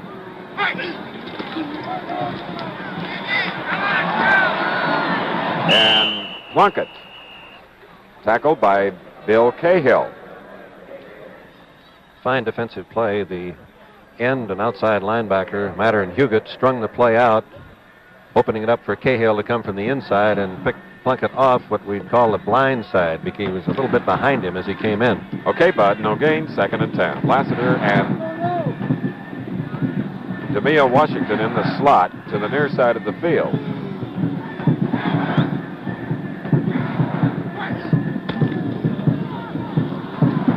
The delay diagnosed for no gain beautifully. And that was done by... Let's watch Fela. He only weighs 205 pounds. Number 91, the defensive tackle, read this play. It looks like he's blocked by the Stanford guard, but he shakes off of Smith's block to make the tackle. A very fine football player, very quick, very fast, but rather small, 205 pounds. 3rd down and 10 now from the 35. Vataha is flanked to the near side. Lassiter is a split end opposite. It's a different formation. And the pass intended for Moore. Is it good?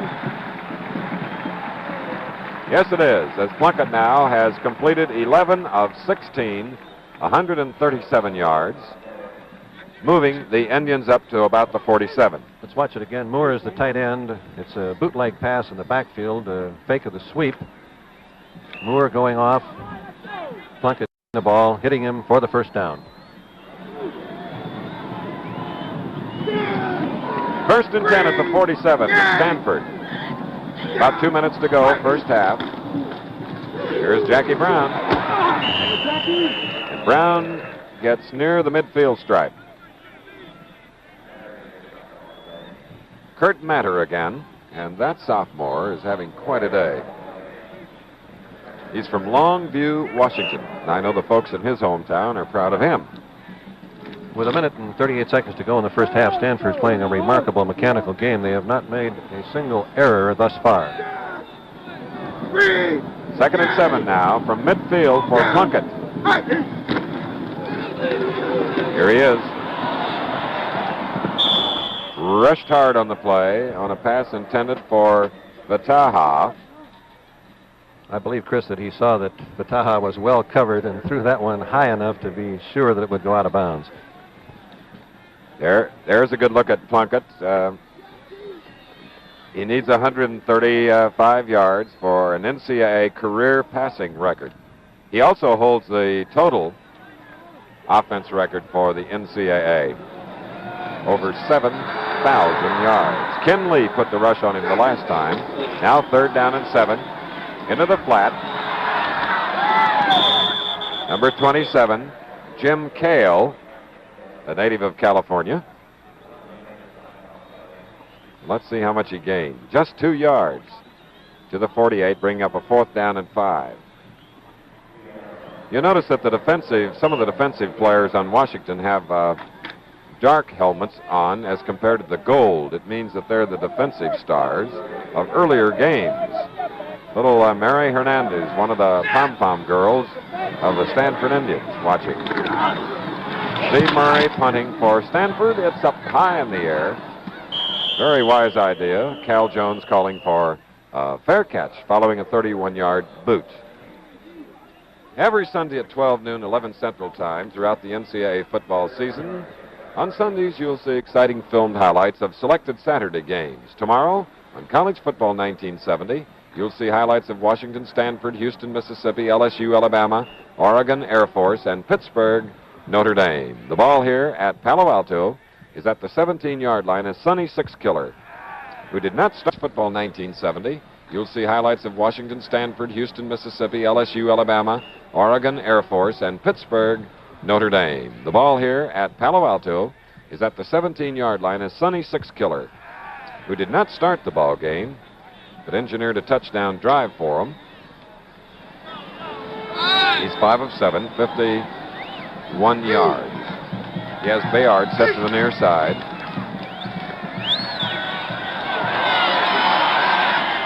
Darrell Downey of Ventura, California, playing for the Washington University team, carries number 41.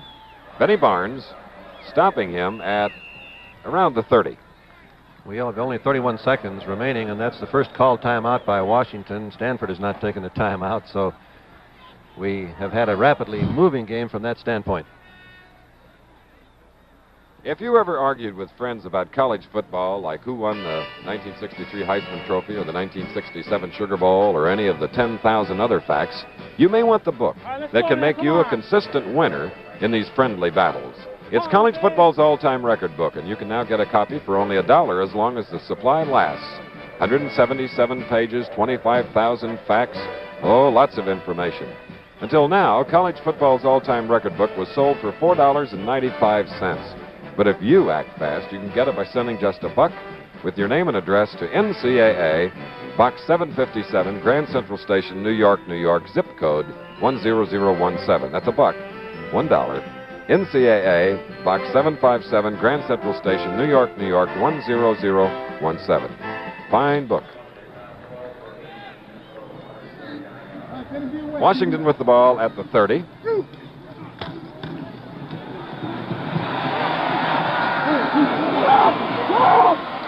Well, it got there to Jim Krieg from Tonawanda, New York. Charles McLeod covering on the play as Sixkiller put it in the air. Let's look at it again on the split screen. Stanford is in a straight-up defense, obviously, with time running out in the half. Sixkiller dropping back as Krieg drives down the field on the right side of the screen. Sixkiller sets. Krieg, timing the pattern, is not looking for the ball. Sixkiller has to move forward. Krieg is still streaking it down the field and not looking back. The timing of the pass now causes him to look back as Sixkiller throws the ball. It's an across-the-field throw. Krieg reasonably well covered, as you will see here, but he goes high into the air.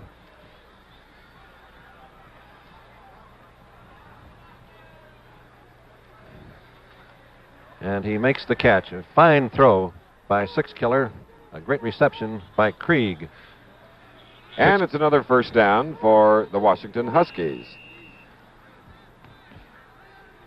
We've just received word indicating earlier that Archie Manning of Mississippi had injured his left arm. We've received word that he has fractured his left wrist.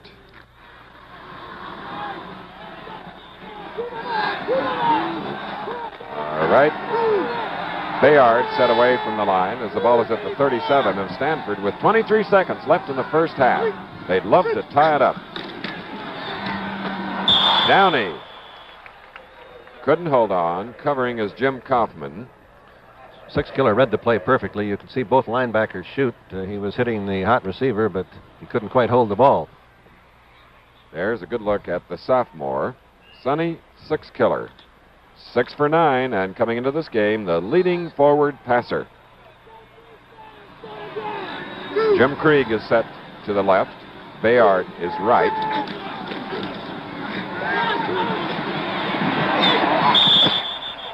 And he wisely stops the clock by stepping out of bounds. Dave Tipton chasing him out. 15 seconds remaining now, and it'll be a third down. No gain, 3rd and 10. Stanford has 4 timeouts. Washington has 2 left. 87 hurrying in for Washington. That is John Brady, who caught the Six-Killer touchdown pass. Their other score came on a 95-yard opening kickoff return by Krieg. Bayard to the left, Krieg flanked to the right. 3rd and 10.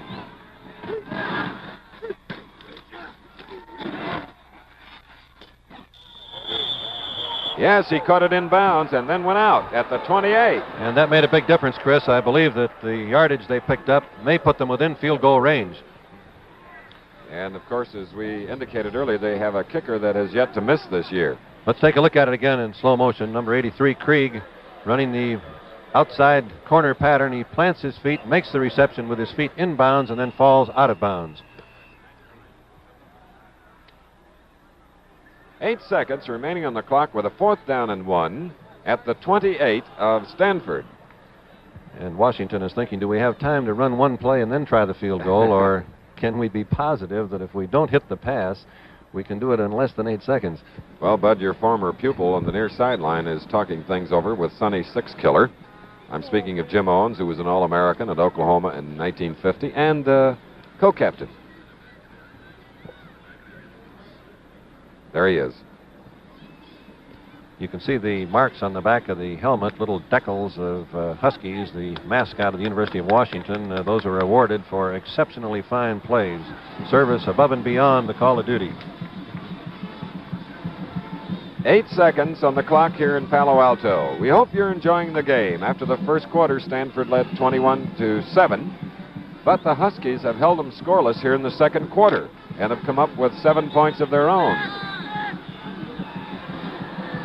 Alex Sonny Six-Killer going for it on 4th down and 1.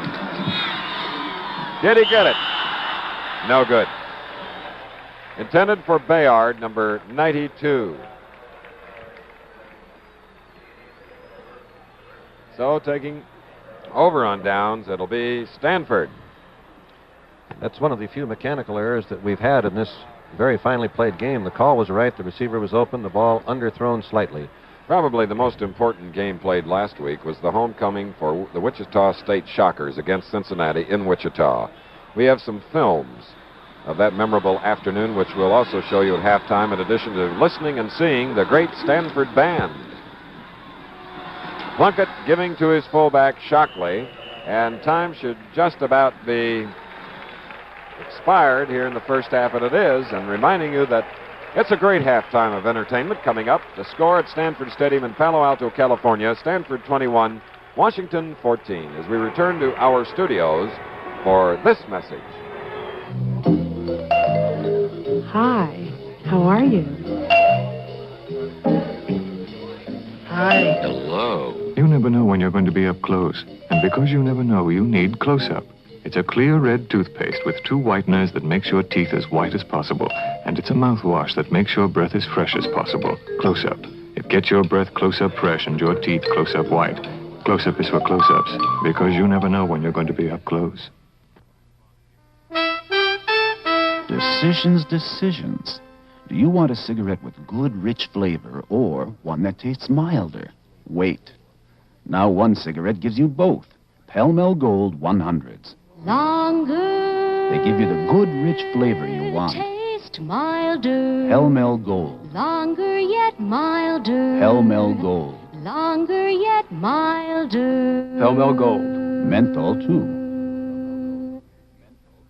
Stevie Wonder joins Johnny Cash Wednesday night on ABC.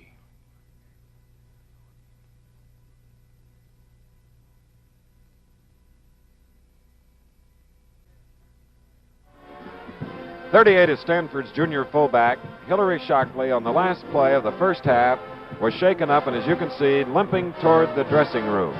That'll be a key to the second half as Stanford, hosting Washington, is leading 21-14. The University of Washington, founded in Seattle in 1861, is still young in spirit with dynamic new programs of teaching, research, and public service. With an enrollment of more than 33,000, it's the largest single-campus educational institution in the West. It also offers continuing educations to thousands of adults annually. Situated on 2 lakes near the Pacific Ocean and northwest forests, the university is ideally located for programs in fisheries and oceanography as well as forestry. As a gateway to the Orient, it also has special interests in Far Eastern studies. At the University of Washington, they're proud of their heritage as a pioneer educational institution and equally proud of their continuing record of academic excellence. And today here in Palo Alto, their football representatives are doing a tremendous job against highly favored, Stanford Indians. And speaking of the Stanford Indians, with the lovely pom-pom girls, here comes the incomparable Leland Stanford Junior University Marching Band. And they're going to do some things about women's liberation as set to formations and music. And a little later on, the card section will be coming up with some great stunts, too.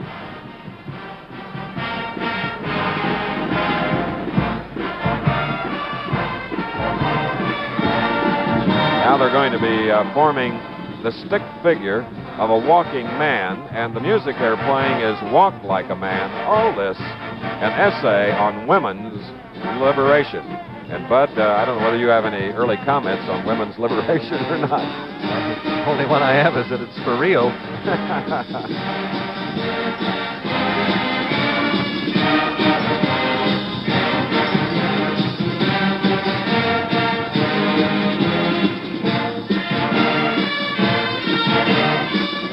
That drum major is Geordie Lowry. He's terrific. And he's loose right here at Palo Alto.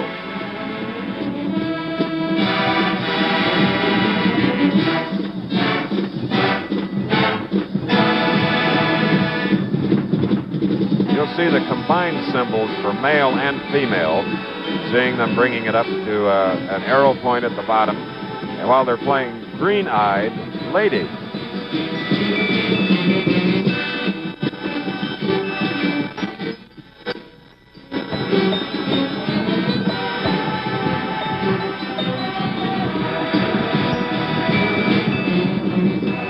Little pom-pom girls include Mary Hernandez, Jeanette Jones, Rini Maharam, Susie Peterson, and Susan Taylor.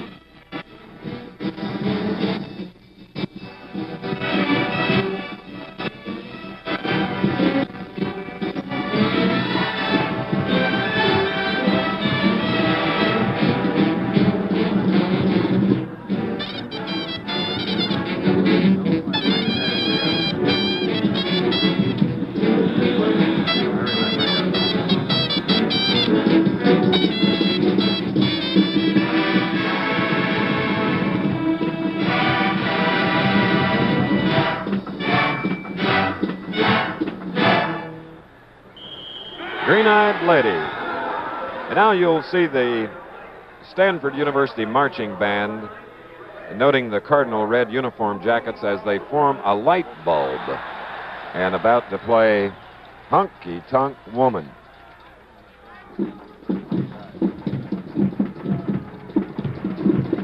I guess you can use your imagination what color that light bulb would be if it were glowing.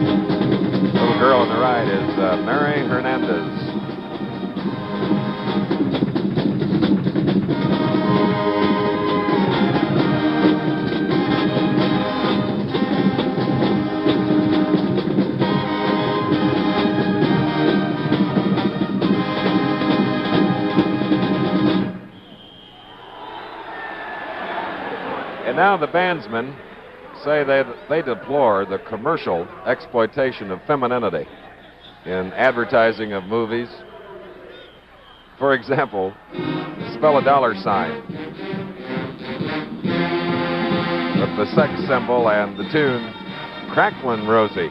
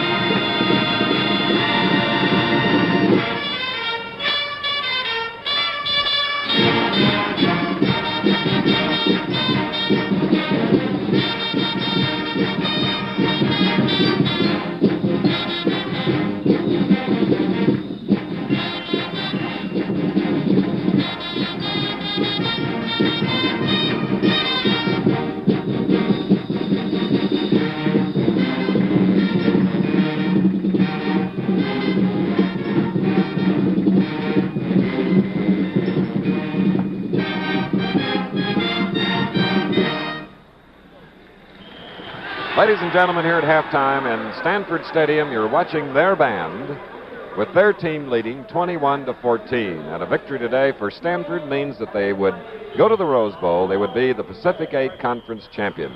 And right now, because of family planning has helped to liberate the career-minded housewife, this tune, The Love You Save.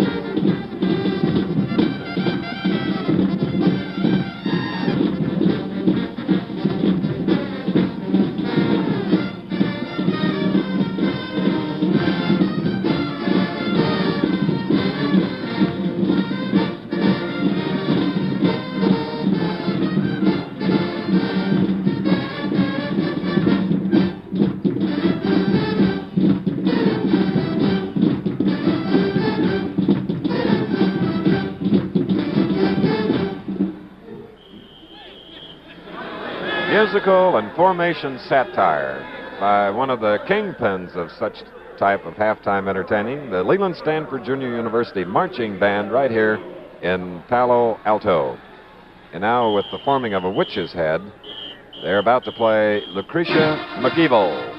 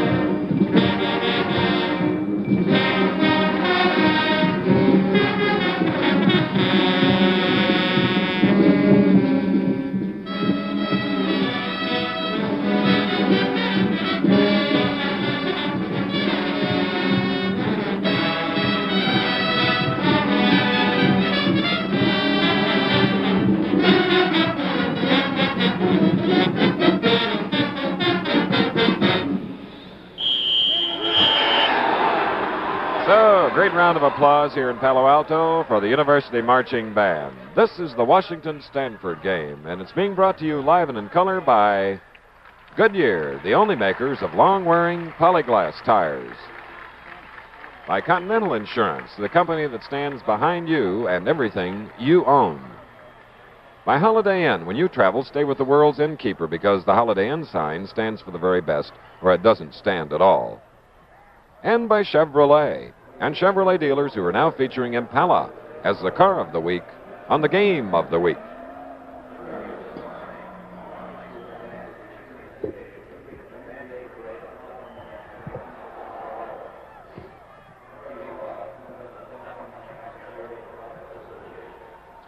Founded in 1885, Stanford is noted for the beauty of its almost 9,000-acre campus and for its academic attainments. Hoover Tower, red tile roofs, and distinctive sandstone buildings are the Stanford trademarks. Dr. Richard Lyman, a 47-year-old historian and former provost of the university, was named as the 7th president of Stanford just this fall. While Stanford has grown dramatically in terms of buildings and facilities in recent years, due mainly to the loyalty and generosity of more than 90,000 alumni all over the world, the enrollment has remained almost constant at 11,500 students, of whom 6,300 are undergraduates. Stanford attracts its students from all 50 states and more than 80 foreign countries. The faculty is divided among 7 separate schools and includes 6 Nobel Prize winners and 38 members of the American Academy of Sciences. The next time you are in the San Francisco Bay Area, be sure to visit the Farm, a nickname for Stanford University, since it once was indeed a farm where Senator Leland Stanford trained prize trotting horses. Thank you very much, Bud. You know, ladies and gentlemen, last month on October 2nd, a horrible tragedy occurred in the mountains of Colorado.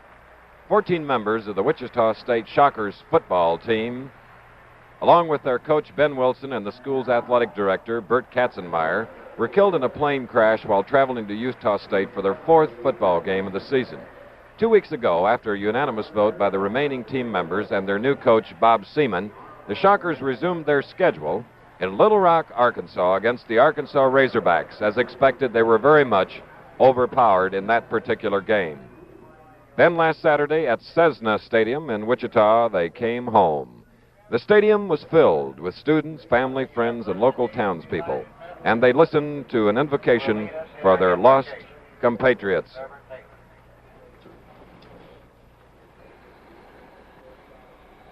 May we bow our heads in prayer. We know you share with us the thrill and excitement of the game. Cheers in this stadium have turned to tears and back again to cheers, and all are a part of life. Our father, our friend, our master coach, because of the beautiful memories we have of those for whom the game has ended, help us who have time on the clock to give an even better effort. Through Christ our Lord. Amen. Thousands there. Among them, astronaut Jack Swikert of Apollo 13. I think Apollo 13 and Wichita State University bear similar occurrences. In the tragic fire at Cape Kennedy, which claimed 3 lives, and those qualities that are in all human beings, which this sport extols, guide the space program to its successes. I know that this same expressions of determination that I've seen in Wichita State University will guide its future also.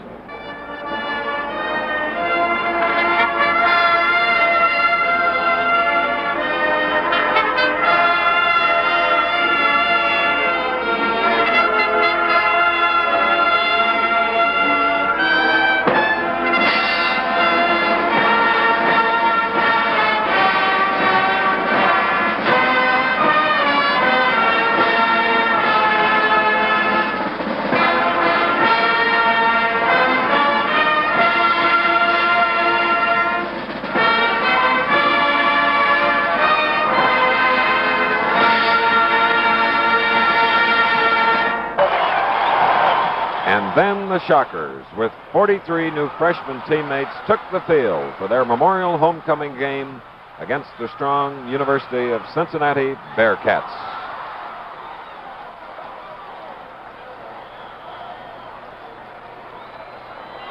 That's freshman quarterback Tom Owens throwing. And catching the ball was freshman John Lee. A pass interference call on that play.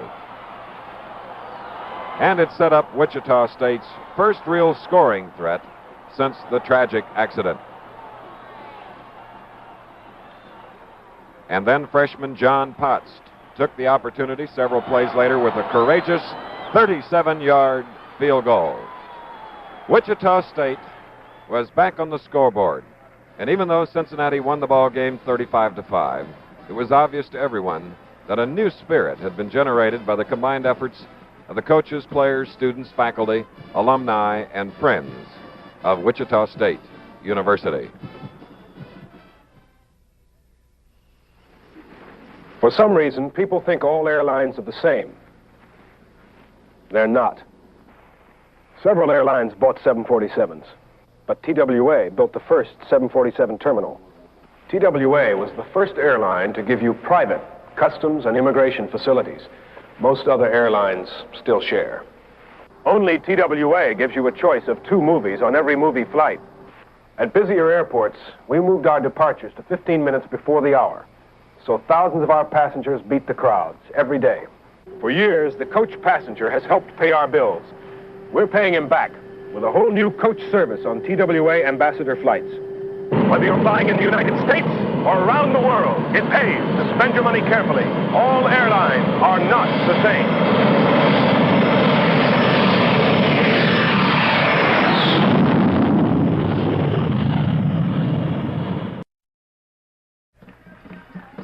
Here in Palo Alto on the far side, number 40, Eric Cross, along with Reggie Sanderson on the near side, number 32, await the kick by Washington's Ron Volbrecht. And here it is, Stanford leading 21-14. This is the start of the second half. The clock moves, and so does Sanderson, out to the 15, the 20, 25, getting to about the 28-yard line.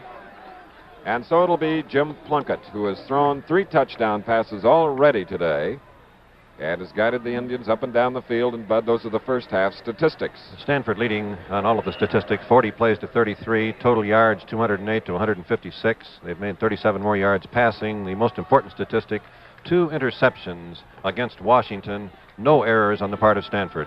Plunkett from San Jose, California. Jack Lassiter to the far side of the field. Bataha in the slot from the 28. First down.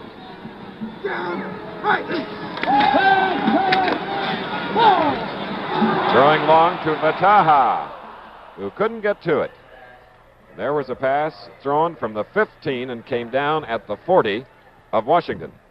We should point out again that Stanford has changed their pattern of offense for this game by putting Bataha in the slot. This makes it necessary for the inside safety men of Washington to cover Bataha. He seems to have a bit more speed than either of the inside safety men, Cahill and McMahon. Shockley 38, Brown 33 are the setbacks behind Plunkett. Lassiter 43 and Bataha 18 to the far side. 2nd and 10 now for Stanford from their own 28. Plunkett. Interception and a beauty by number 11, Bob Burmeister of Evanston, Illinois. So Washington gets the first opportunity and the first interception on Plunkett today, a pass intended for Moore, and the Huskies will try to move it from the Stanford 34. Let's take a look at it again on the isolated camera.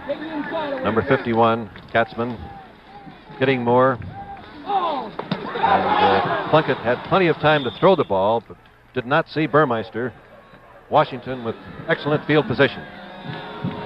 With the ball at the 34-yard line, Sonny Six-Killer keeps it on the ground on the first snap to Bo Cornell. 21-14 is the score. The Washington Husky offensive line out. Bayard, number 92, the split end. The tight end is John Brady, who caught the Six-Killer touchdown pass. Their other scoring came on a 95-yard opening kickoff return at the start of the ball game. Six-Killer quarterback. Darrell Downey is the halfback. Cornell is the fullback, and Jim Krieg the flanker. Second down and 6 now at about the 30 of Stanford. Great pass to Bell. And Joe Bell appears to be across the 25 where Mike Simone makes the stop. Let's pause 5 seconds to allow our local stations to identify themselves.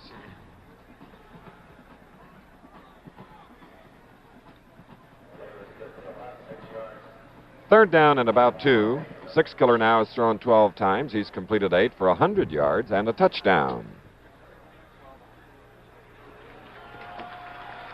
No, it wasn't that much yardage needed, as now Washington has the 7th first down of the ball game inside the 25 of Stanford. You just joined us. Jim Krieg returned the opening kickoff, 95 yards for a touchdown to put Washington ahead. Then the next 3 times Stanford had the ball, Plunkett threw touchdown passes. Then Six-Killer came in the lineup and marched them 77 yards with a touchdown pass, and that's been the scoring. Joe Bell of San Francisco, a junior college transfer, carried on the play. Satry made the tackle as we look at Jim Plunkett. Washington in their full house T backfield to run the sweep. Once again, the Stanford inside penetration, getting to the ball carrier before he could reach the corner. A loss of a yard, second down and 11 at the 25. Ron Cadezel, the linebacker, was shaken up on the play. Dennis Moore, 82, fills in for him on defense for Stanford. Second and 11.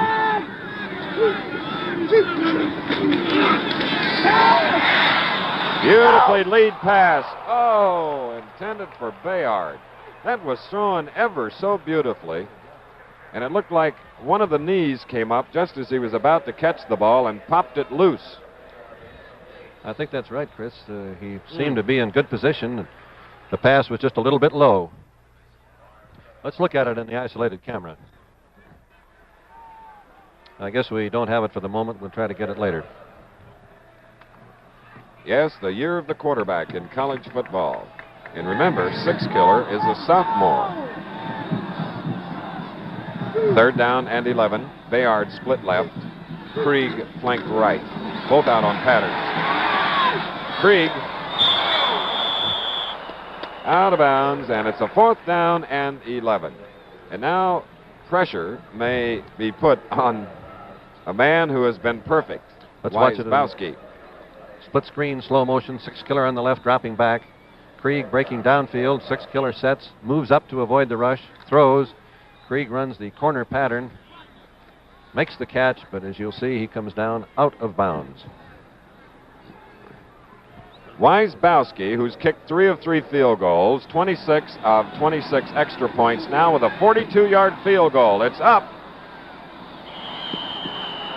And it's his first miss of the 1970 season. A 42-yarder, and there he is, Bowski of the Huskies. Saturday afternoons in the fall mean colorful college football. Here at ABC with timeout at Stanford Stadium in Palo Alto, the score. Stanford 21, Washington 14.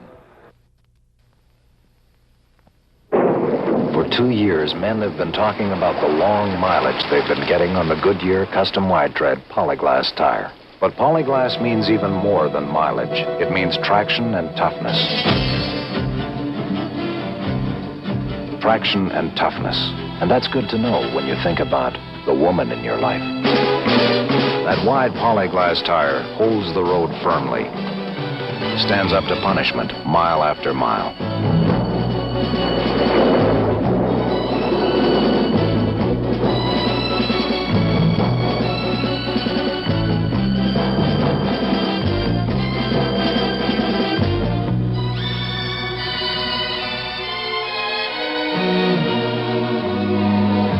When a woman's at the wheel, Polyglass means more than mileage. And if it doesn't say Goodyear, it can't be Polyglass.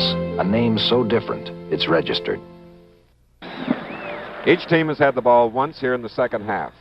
Plunkett on 2nd and 10 was intercepted the very first series. And then a 42-yard field goal was missed by Washington. And here's Plunkett again following the miss with a 1st and 10 at the 20.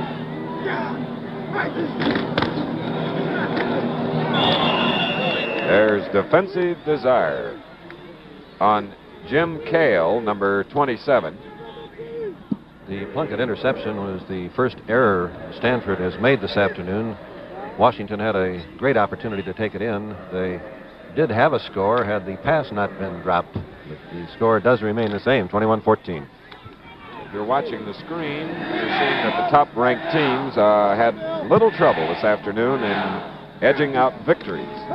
2nd and 9 now for Plunkett, short of Bob Moore, bringing up a 3rd down and 9. And speaking of top-ranked, we have Ohio State on most of these stations next week going against Purdue. The following week, it'll be a doubleheader, Ohio State, Michigan, and at night, except of course on the West Coast, it'll be USC, UCLA. Stanford now has had the ball about 17 and a half minutes. Washington nearly 15 and a half. Stanford in the Cardinal jerseys. 3rd and 9. Lassiter going out. And slipping and falling was Vataha, number 18, and trapping the ball, number 18, sophomore Bill Cahill of Bellevue, Washington. Let's watch it again, slow motion split screen. Vataha starting downfield, a long yardage situation. They're dropping the end off to give him double coverage. There he is trying to make the break. The turf's a little bit wet from the rain. He slips, falls down, passes naturally over his head, almost intercepted by Cahill. Steve Murray now back to punt for the Stanford Indians. John Sandy will snap the ball. Cal Jones is deep, along with Cahill. Fine punt by Murray. Cal Jones looking at it at the 36.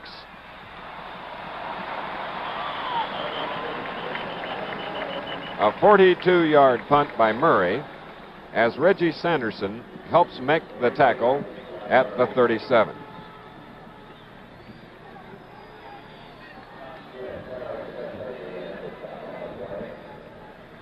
Tennessee having a tough time today, winning only 20-18 over South Carolina. LSU beat Alabama 14-9. That's the final score. And now from the 39, Sonny Sixkiller of Washington. Batted away. Number 76, Tipton and Lazatich. We mentioned Ohio State and Purdue next week. And for those of you in the mountain areas, we have an exciting regional game, Utah versus Arizona State. I've got to feel, Chris, the team that can get the running attack going will pick up a big advantage. Stanford's made 69 yards rushing thus far. Washington only 56. Al Maher, number 5, is in the lineup. Harmon is opposite. Here's Sixkiller. With 3 receivers out, John Brady was the target, number 87 in white. So it'll be a 3rd down and 10 for Sonny Sixkiller, who has now completed 8 of 16, 100 yards, and a touchdown. 21-14 with 11 minutes 40 seconds remaining in the 3rd quarter. Very pleasant afternoon for football, Bud, wouldn't you say? For 2 passing teams, it couldn't be better. There's absolutely no wind. The field just a little bit soft. And here it goes to Bo Cornell. And he tried his best to get out there far enough for the 1st down. Charles McLeod on the tackle at the 47. And for all of you fathers who have students, children here at Stanford, should they win or tie today, they mean that sign, Dad, send money to go to Pasadena. Well, Eric Cross goes deep now as we have a 4th down and about 2 situation and a punt by Galuska. And that is Cross. What a jarring tackle at the 7 of Stanford by number 41, Downey, a halfback. 40-yard punt. And 6 yards net after he caught the ball to make it a total of 46. So Stanford gets the ball now, and Jim Plunkett comes in at quarterback. He'll have to direct the attack now from the 7-yard line, deep in his own territory. On his last 4 passes, Jim has failed to connect.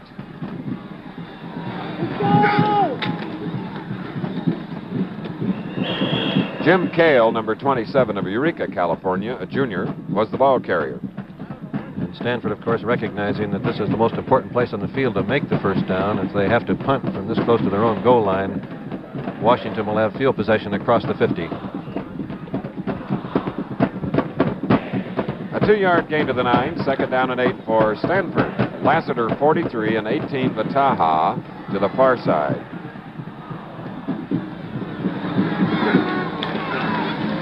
Plunkett. And Jackie Brown, 33. Incomplete, third down and 8. Cal Jones covering defensively from his defensive corner position. Florida beating Georgia today. Michigan State beating Purdue 24-14. Northwestern over Minnesota 29-14. Oklahoma beating Missouri 28-13. Third down and about 8.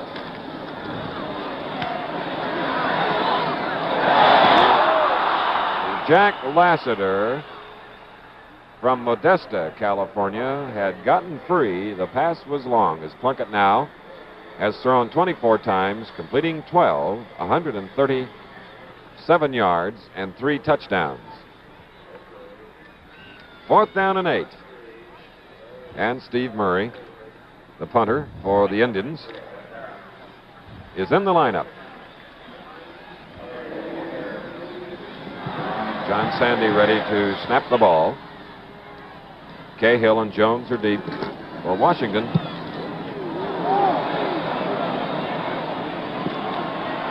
Jones at the 45, midfield, a loose ball, but it appears that Washington recovered the fumble.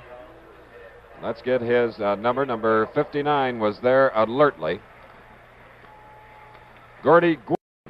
Timeout at Stanford Stadium in Palo Alto, where the score is Stanford 21, Washington 14. Every 3 days, a brand new Holiday Inn opens up. Oh, good morning, girls. You look fine. Ready for a big day? Big opening, huh? Oh, that's there. Okay. Don't forget to check the television every morning to make sure it's working. And above all, courtesy, promptness, and a big smile. And when it does, you can be sure that we're ready to serve you. Please? Fine. Everybody ready now? Left, face. Forward, march. For who you represent, that uniform stands for something. Dress it up now. Come on. This is the biggest day of our lives. And now for that moment we've all been expecting and waiting for patiently. The unveiling. More than 1,200 Holiday Inns have opened up all around the world. And everyone does more to make you welcome. Because our sign stands for a warm welcome. Or it doesn't stand at all. Thus far in the second half, neither team has been able to move it successfully. In fact, on the exchange of punts, Washington has gained 3 yards. So now, at the 49 of Stanford, here are the Huskies, trailing by 7. 9:57 remaining in the third quarter. Bayard to the near side. Sonny Sixkiller gives to Houston. And the Stanford defense for a 3-yard loss. Before the game, we were talking about what Washington needed to do to have an upset today. First was to protect their own passer. They've done that successfully. Stanford has yet to get to the Washington passer. They need to prevent the long gainer. Stanford's had only 4 plays of over 15 yards. Also, of course, intercept Plunkett's passes, and they've done that once here in the second half. Number 21, Houston. Herman Houston comes limping off the field. Cadezel made that last tackle. He has 7 for Stanford today. Now for Washington, 2nd and 13.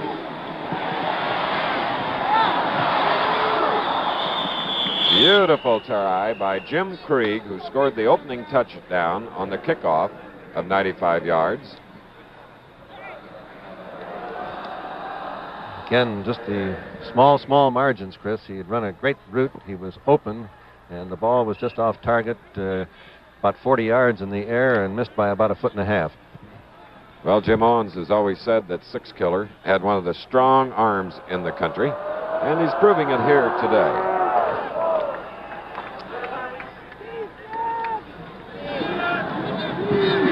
Number 26, who left the ball game, had a thigh injury. That was Cal Jones. But he'll be back in the ball game.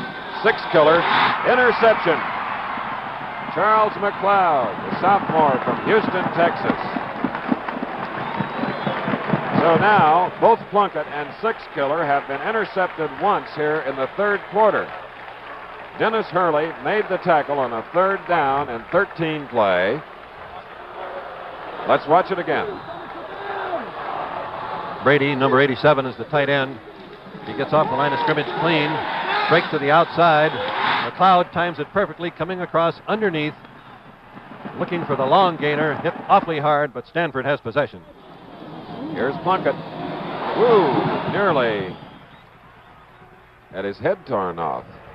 He's a very durable quarterback. He has survived a knee operation, a tumor on the neck operation, and as we indicated earlier, he is the son of blind parents from San Jose and had to work as a gas station attendant, a paper boy, a grocery clerk to help make ends meet from the time he was a youngster. And he carries a B average as a political science student here at Stanford. From the 42, back at the 38. Plunkett finding lots of troubles on a 2nd and 14 as Ken Lee, the senior linebacker, back-to-back plays for the Washington defense. As you mentioned, Chris, the defensive team seemed to be in control here the last 15 or 18 minutes of the game. I think part of that is attributable to the fact that there's been a great deal of rain this week in Palo Alto. The field was a little soft, and it's getting a little bit torn up. We have a 3rd down and 19 from the 33. Stanford, 7:52 left in the third quarter. And there's one of Plunkett's favorite receivers to the 45. A gain of 12, Bob Moore. That'll still bring up a 4th down and 7. Volbrecht and Cahill on the tackle. Moore, the tight end, held up momentarily, cutting across the middle. Plunkett made a bootleg fake. And Moore battled for the extra yardage, but was not able to pick up the 1st down. Moore now with 4 catches, 54 yards. And Steve Murray in the lineup for Stanford again. Shockley comes limping in to block ahead of the punter. Murray, Jones, and Cahill are deep. Burmeister is back also, and he comes up and gets the ball. Burmeister falls forward to the 27 following a 30-yard punt. You may not know how UCLA back Doug Huff feels, but you should know what he thinks. Huff says, a football team is sort of like life. It's easy to live with yourself and do what you want, but it's not easy to live in unity and harmony with your fellow man. If you don't learn how to do that, you're never going to enjoy yourself. That was Coach Johnny Ralston now, and his team's opponent, the Huskies, are at the 27, 1st down, and Bo Cornell gets good yardage. Jeff Seaman, who was not expected to play for Stanford's defense, the middle linebacker, made the tackle. There you see number 32, Bo Cornell. He's a senior from Seattle, Washington. His carry was out to the 35. 2nd down and about 1. Defense!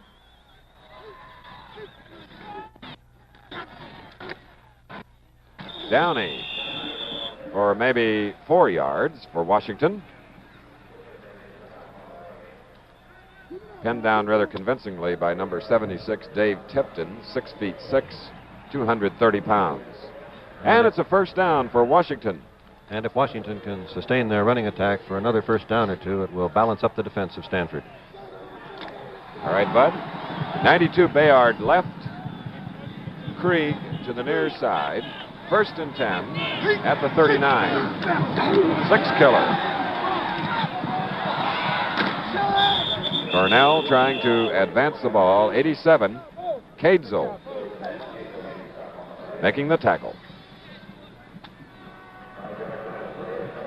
Ball comes out to the 44. 5-yard gain, making it 2nd down and 5. We're in the third quarter, 5:34 remaining.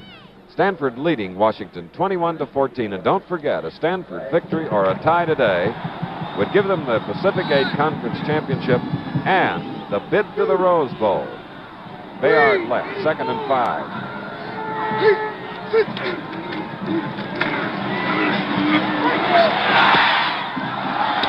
Beautiful pass by Six-Killer to John Brady. And those two combined for a touchdown in the first half. The pass protection of Washington continues to be amazingly effective. Stanford has a great line rush. They shoot linebackers, I would say, about 1 out of 4 plays, and yet they have not been able to penetrate to the Washington passer. And here is the 50th play from scrimmage for Washington, and we're only in the 3rd quarter. From the 45 of Stanford, first down, Six-Killer. Over the hands of Bayard, number 92, covered by 29, Barnes. There's a good look at the young man quarterbacking the Huskies. Full-blooded Cherokee Indian.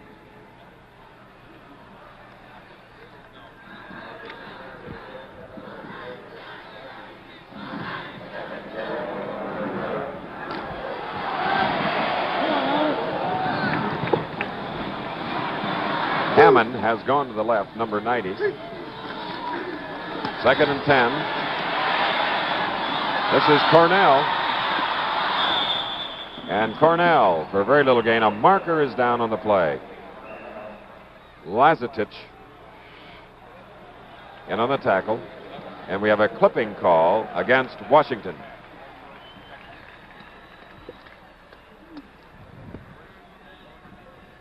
That's the first penalty of any consequence. In the first half, each team was penalized 5 yards once. Lazatich left the ball game holding his wrist, and he'll be replaced by Jody Graves. And as a result of the clipping penalty, the ball comes back to the 38-yard line. And will bring up a 2nd down and 25. Six-Killer now, 12 of 23, 125 yards. He wears number 6 on the Washington jersey. That's Brady. End around for some yardage.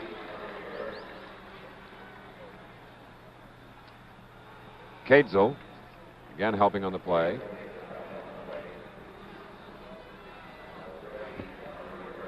So with the ball at the 44, gain of 6. It'll bring up a 4th down and 19.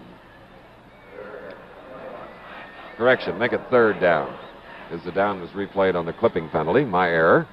Sorry about that. Total yards for Washington now, 197, as we look at 83, Jim Krieg, flanked to the near side. Hammond, number 90, split at the top of your screen.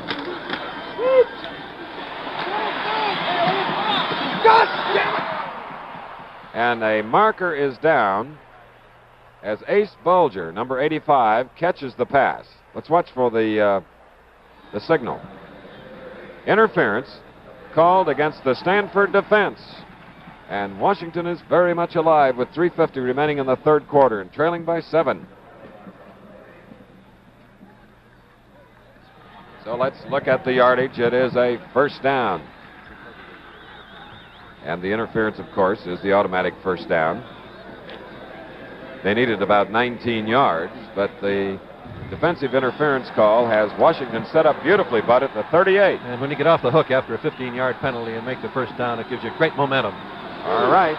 At the 38 now of Stanford, Hammond left. Krieg right. Six-Killer.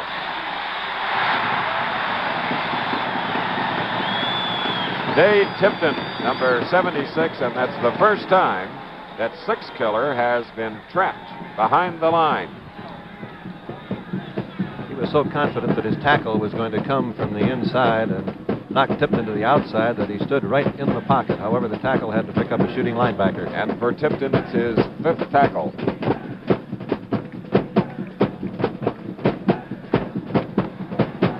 Now here's the 2nd down and 15. Joe Bell has replaced Downey, number 28. Six-Killer. Long over Krieg, number 83, covering number 21, McLeod. Bring up a 3rd and 15 now for Washington. 3 minutes and 3 seconds remaining in the third quarter. Stanford 21, Washington 14. If you just joined us, Stanford led at the end of the first quarter, 21-7. At halftime, they led 21-14. In fact, the Washington defense now has held Stanford scoreless for almost 2 periods, Bud. They have not, these first 3 possessions they scored. Since that time, obviously, they have not. 3rd and 15. Hammond is left. Krieg, right.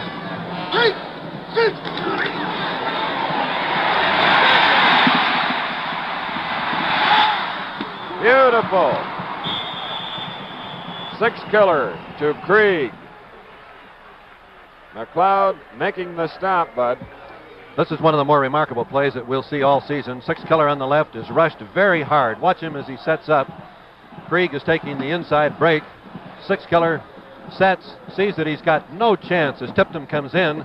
He breaks to the outside as Krieg makes his outside break. While moving on the dead run, 6-killer throws a perfect strike to Krieg. Coming back for the ball. He turns upfield, and Washington has a first down. All right, at the 27 of Stanford now. Krieg goes up. Hammond to the right. Oh, Krieg, number 83, covered by Barnes. And you talk about a bullet. 6-killer really let that one go. The variety of headdress that we find all over the country. Number 21, McLeod, who came out or rather, 21 Houston of Washington, who came out earlier, has an injured knee and will not come back into the ball game. 2nd down and 10. 6-killer staying in the air, intended for Hammond, number 90.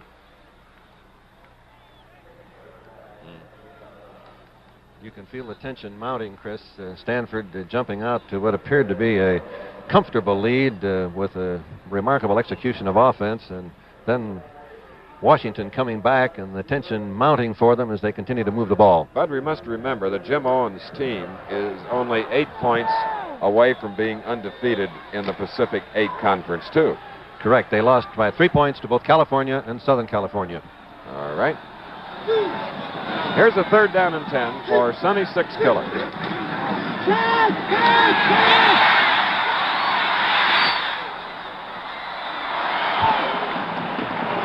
Krieg, the intended receiver, and what a defensive play by Benny Barnes, the junior from Richmond, California, and it'll be a 4th down and 10. Let's look at it again, dual isolation. 6-killer on the left, Krieg on the right. 6-killer on a sprint out pass. Moves to the outside. It looks like he has room to run, but he believes that Krieg is going to beat Barnes. Krieg does have a step on him, but the pass did not have enough lead to the outside, and it is broken up by Barnes. Weisbowski tried a 42-yard field goal earlier and missed for the first time this year. This one now, 34 yards plus the 10 of the end zone, a 44-yarder. And it is blocked. And Benny Barnes, number 29, comes up with 2 defensive plays for Stanford each week throughout the fall. Watch ABC for college football. With timeout, the score: Stanford 21, Washington 14. The Folster family introduces Chevy's new little car, Vega. Actually, Vega is a family in itself. Hey, Dad, can I take it with Junior next? This is the standard sedan. It comes with bucket seats, front disc brakes, and a highly responsive 140 cubic inch overhead cam engine. The hatchback coupe, a very sporty little car, but also very practical. The whole back end opens up, and the back seat folds down. You'll love it. See you, honey. This is the Vega Camback. It's a wagon and then some. Our 4th and final little car is actually a little truck. Vega, the little car that does everything well. Go see it, them, at your Chevrolet dealers. You can see Barnes at the left of the screen using his superior speed to dive in front of the path of the ball to block the field goal attempt for Stanford.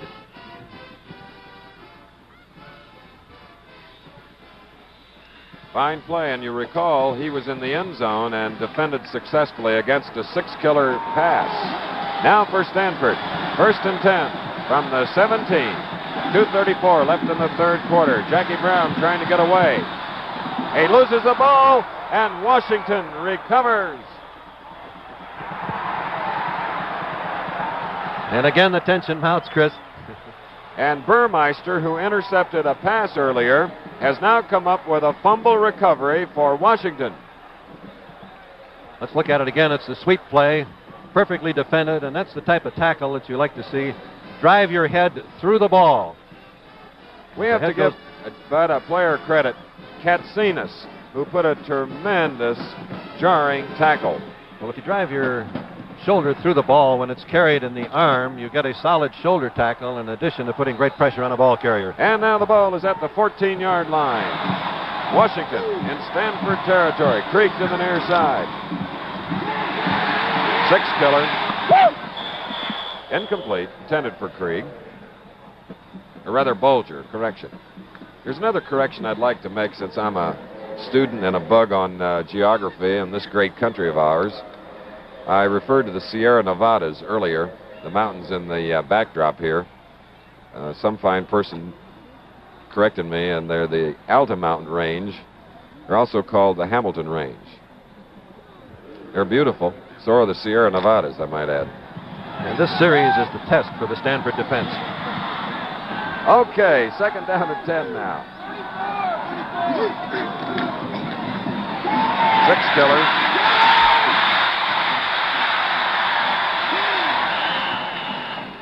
When the daylight ran out, he stepped out of bounds. Sumoni. There he is, six-killer, yards passing 142, Plunkett 149. And a tremendous Pacific 8 battle right here in Palo Alto. That brings up a 3rd down, and let's see, the official has spotted the ball at the 13. That's a gain of 1. 3rd down and 9 for Washington. We have a dual set behind the quarterback's six-killer. Krieg to the right. Oh, an over-the-shoulder beauty by Krieg, number 83. McLeod covering on the play.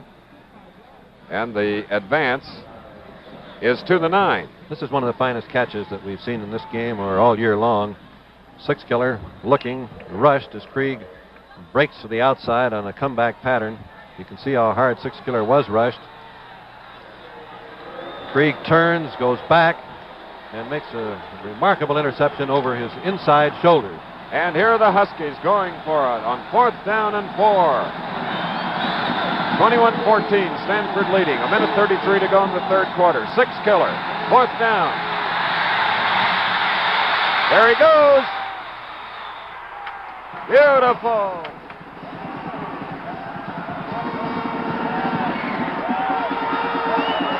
Sonny Six-Killer, a descendant of the first Americans.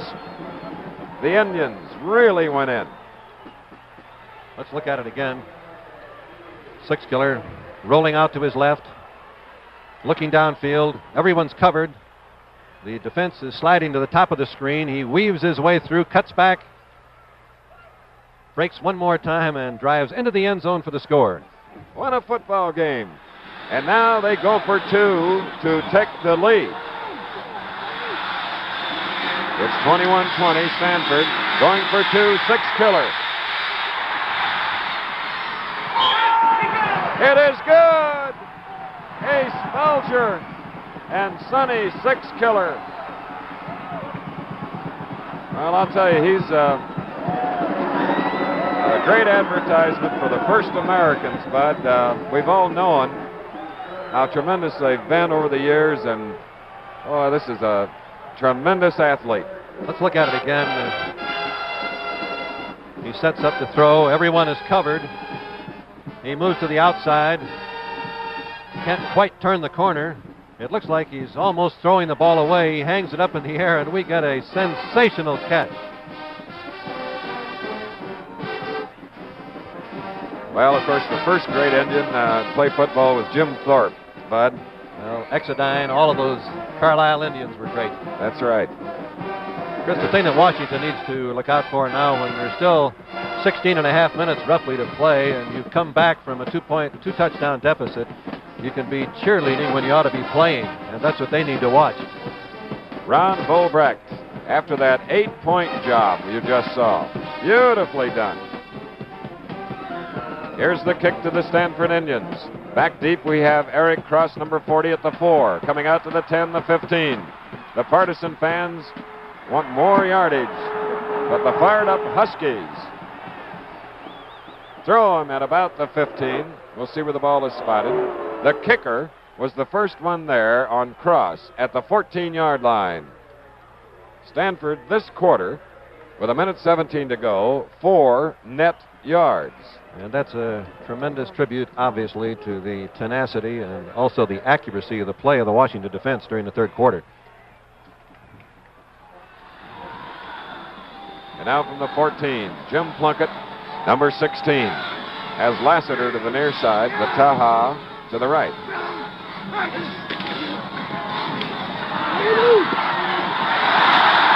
And a determined effort by Jackie Brown, a junior from Yakima, Washington. McMahon on the tackle. Ball has come out to the 19. There you see it. Washington taking the lead for the first time with a 2-point conversion, 22-21. And for Stanford, it's a second down and 5. Vataha to this side, Lassiter opposite. Moore, a tight end.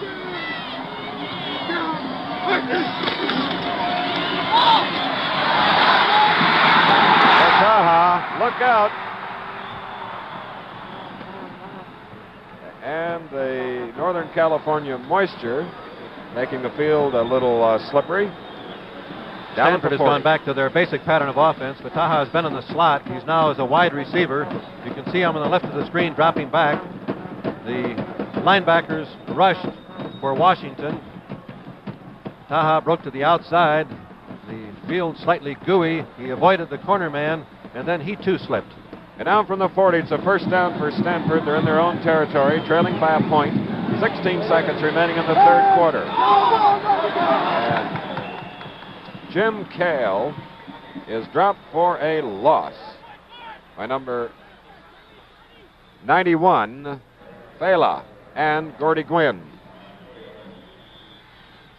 At the end of the third quarter here at Stanford Stadium in Palo Alto, the score, Washington 22, Stanford 21. We're looking at the University of Washington cheerleaders, and directly behind, part of their great band that have come down here, their director, William Bissell, and there are the folks, and they're making a lot of noise for their Huskies, who are leading 22-21. Here's Stanford with a second down and 16 at their own 34. Jim Plunkett, 3 receivers out, including Moore. But the pass goes to Demia Washington. He did a great job at bringing that one down as Katsinas from Oak Lawn, Illinois, made the tackle. The stats, Washington has moved ahead as they have on the scoreboard. 60 plays to 55, 3 more yards, 233 to 230. But the key of the third quarter, 1 Stanford interception, 1 Stanford fumble, their first errors of the game. Despite that great completion, Stanford has a third down and 6. The play covered 10 yards. Here's Plunkett.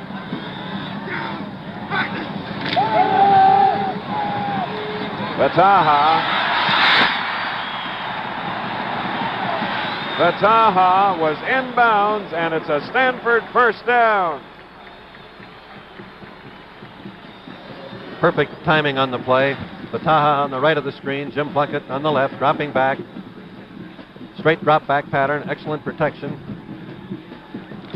Plunkett turns and throws as Vataha makes the outside break. He reaches high for the ball, comes down with his foot inbounds for the reception. Plunkett now 16 of 28, 195 yards, 3 touchdowns. From the 42 of Washington, first down. Cale in at fullback because of Shockley limping earlier in the ball game is hit hard by Ken Lee. Look at the size of these boys from the Northwest. Going back to the 2-point conversion again, you have to say that they came to win, not to get a tie. A very courageous call. And now loss of the yard. It's second down and 11 from the 43. Stanford with the ball, trailing by 1. We're in the final quarter. 13:44 to go. Plunkett. Everybody's covered. And throwing long. Intercepted by Mark McMahon, number 12. Lassiter is 83 in the red jersey. 86 is Moore. And so Plunkett. That was a big gamble. He had to throw it long in a crowd. It was third down and 6. If they would have punt, they probably won't have this good field position. Let's watch Lassiter again from his wide position going downfield. He's covered very, very well. He breaks to the outside. Plunkett is running for his life. Throws the long ball here.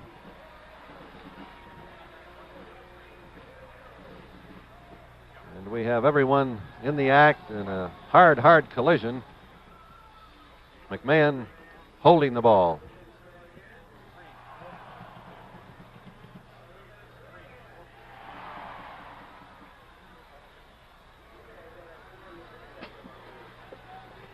And now the referee, Walter O'Doney, is marking off a penalty against Stanford.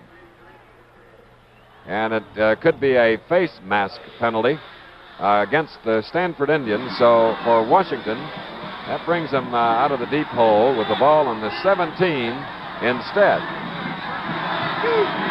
So a personal foul, face mask. And Six-Killer goes right to work with Bo Cornell, the number 1 rusher for the Huskies, moving it across the 20. You just joined us. Sonny Six-Killer, following a fumble recovery by his teammate Burmeister. In 4 plays, 4th and 4, he scored and then went for 2, as you see the face mask penalty right there.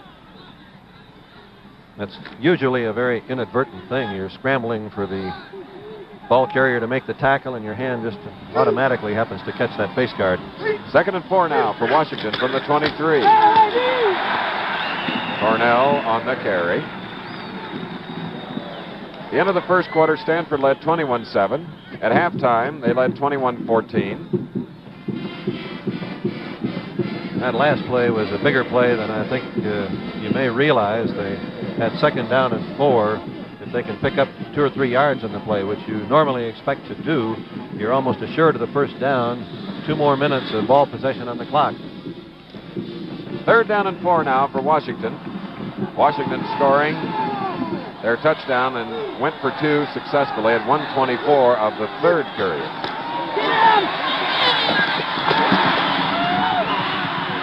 That's Al Maurer, number 5, a senior from Seattle. And Sonny Six-Killer moves the Huskies forward for the first down at his own 34. 41 Downey comes back in, along with Ace Bolger, number 85. 14 of 30. He threw a touchdown pass, and he scored 1 from 9 yards. And he's only a first-year varsity man. 85! Downey.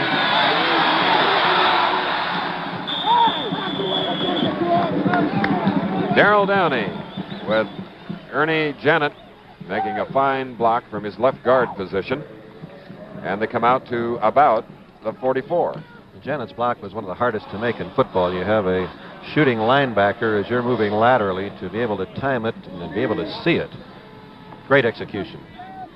We've had a total of 123 plays already in this football game.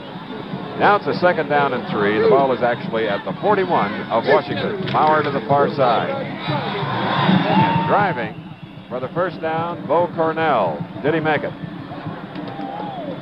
He did. 11:22 remaining in the game. Remember, a tie or a victory by Stanford would mean a trip to the Rose Bowl. Right now, Washington leading 22-21. Cornell, who got the first down, has had 12 carries for 41 yards today.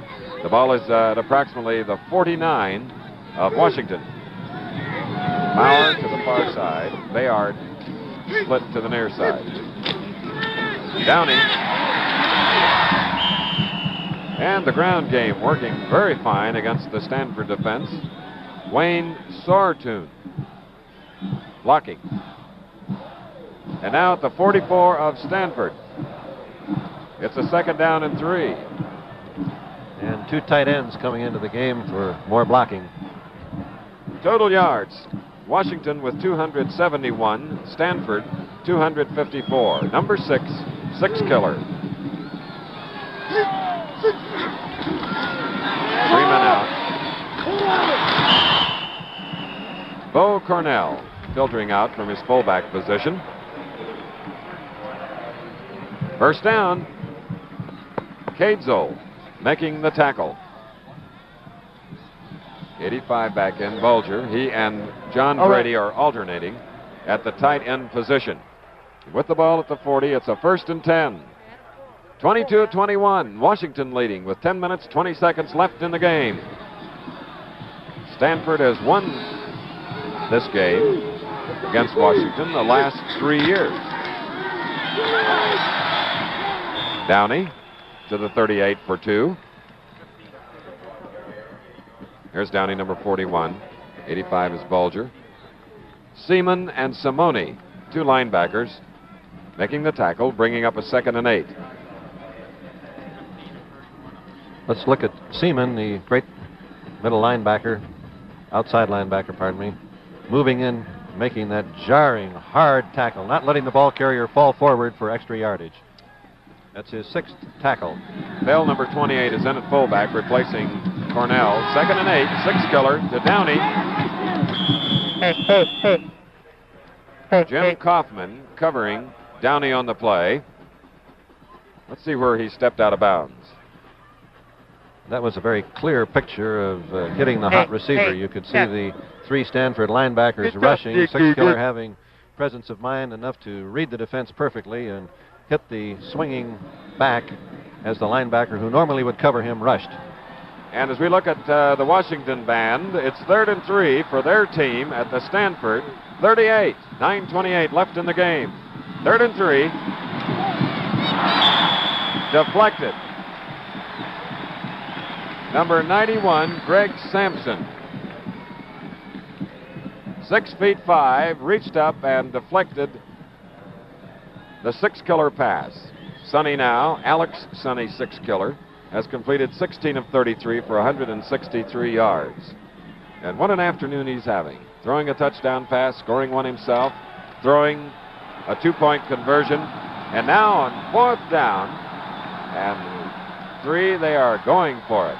Krieg to the far side. Killer looking. Into the flat. Oh, just over the head of Joe Bell. And on downs, Stanford takes over. There's Bell, number 28. Timeout at Stanford Stadium in Palo Alto, and a thriller. The score, Washington 22, Stanford 21. Your company may be feeding its computer a diet of stale data and not even know it. A Bell System communications consultant talks about how your business can avoid that problem. When your company sends information to a computer by mail, it probably takes a few days getting there. That can be a real problem when your company depends on its computer for the latest, most current data. But Data Phone Service helps speed information to a computer in seconds instead of days over regular telephone lines. So market results, production schedules, and warehouse orders get to where they need to go fast. Data Phone Service helps make sure the facts a computer receives today aren't the facts it should have gotten last week. The American Telephone and Telegraph Company and your local Bell company keep finding new ways to serve business better. One way is to help keep your company's computer on a diet of current facts. in one of the most exciting games of any college year here at Palo Alto, California, Stanford Stadium. The Indians have held on downs. They trail by 1, and they have a 1st and 10 now at their own 33 with 9:21 remaining in the game. Jim Plunkett now goes against the best pass defense in the Big 8 Conference, the Washington Huskies.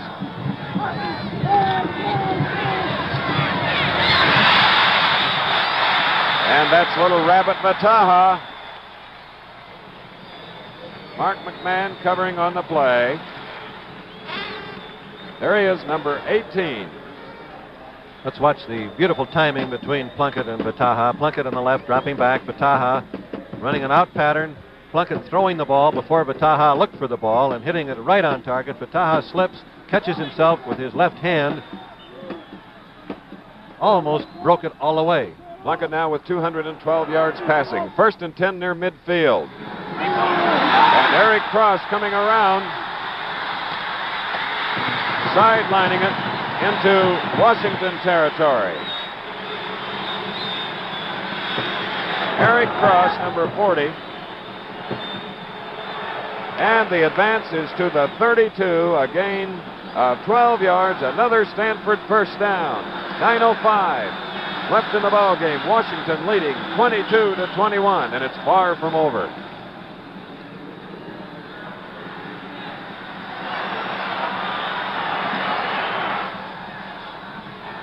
Make that an 18-yard play. The ball is at the 32 of Washington.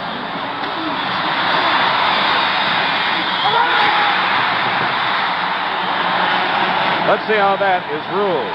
Bob Moore, number 86. Ruled a completion and then a fumble and a recovery. And I think all by the same man. Boy, oh boy. All right. From the 32, it went to approximately Let's look at the it 15. again on the isolated camera. Moore being held up along the line of scrimmage, but weaving his way out. Plunkett hitting him on the numbers. Ball fumbled, but Moore making the recovery.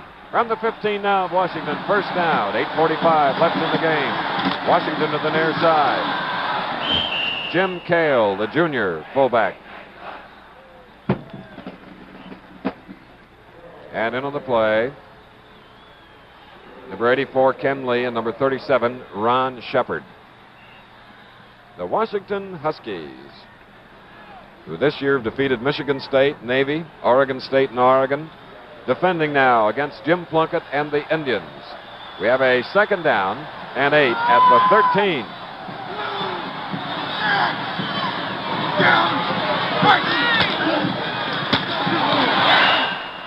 Loss on the play. Jackie Brown, number 33, carrying, and Ron Shepard. Remember, he's a sophomore middle linebacker, and Kurt Matter, another sophomore, 99.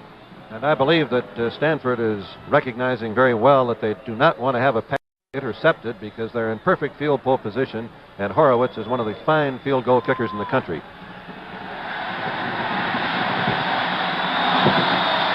But now it's a 3rd down and 9 at the 14. Plunkett at quarterback.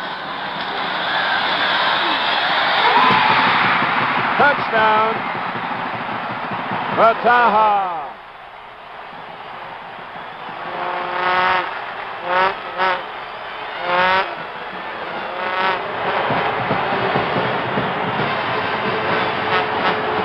Watch it again. Plunkett really threads the needle on this one. Vataha has been making the outside break.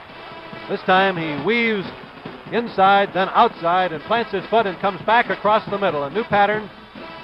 Plunkett going perfectly. Vataha falls into the end zone to put Stanford in the lead. And Jim Plunkett has thrown his 4th touchdown pass, and now Stanford is going for 2. Here's Plunkett, and they get there too.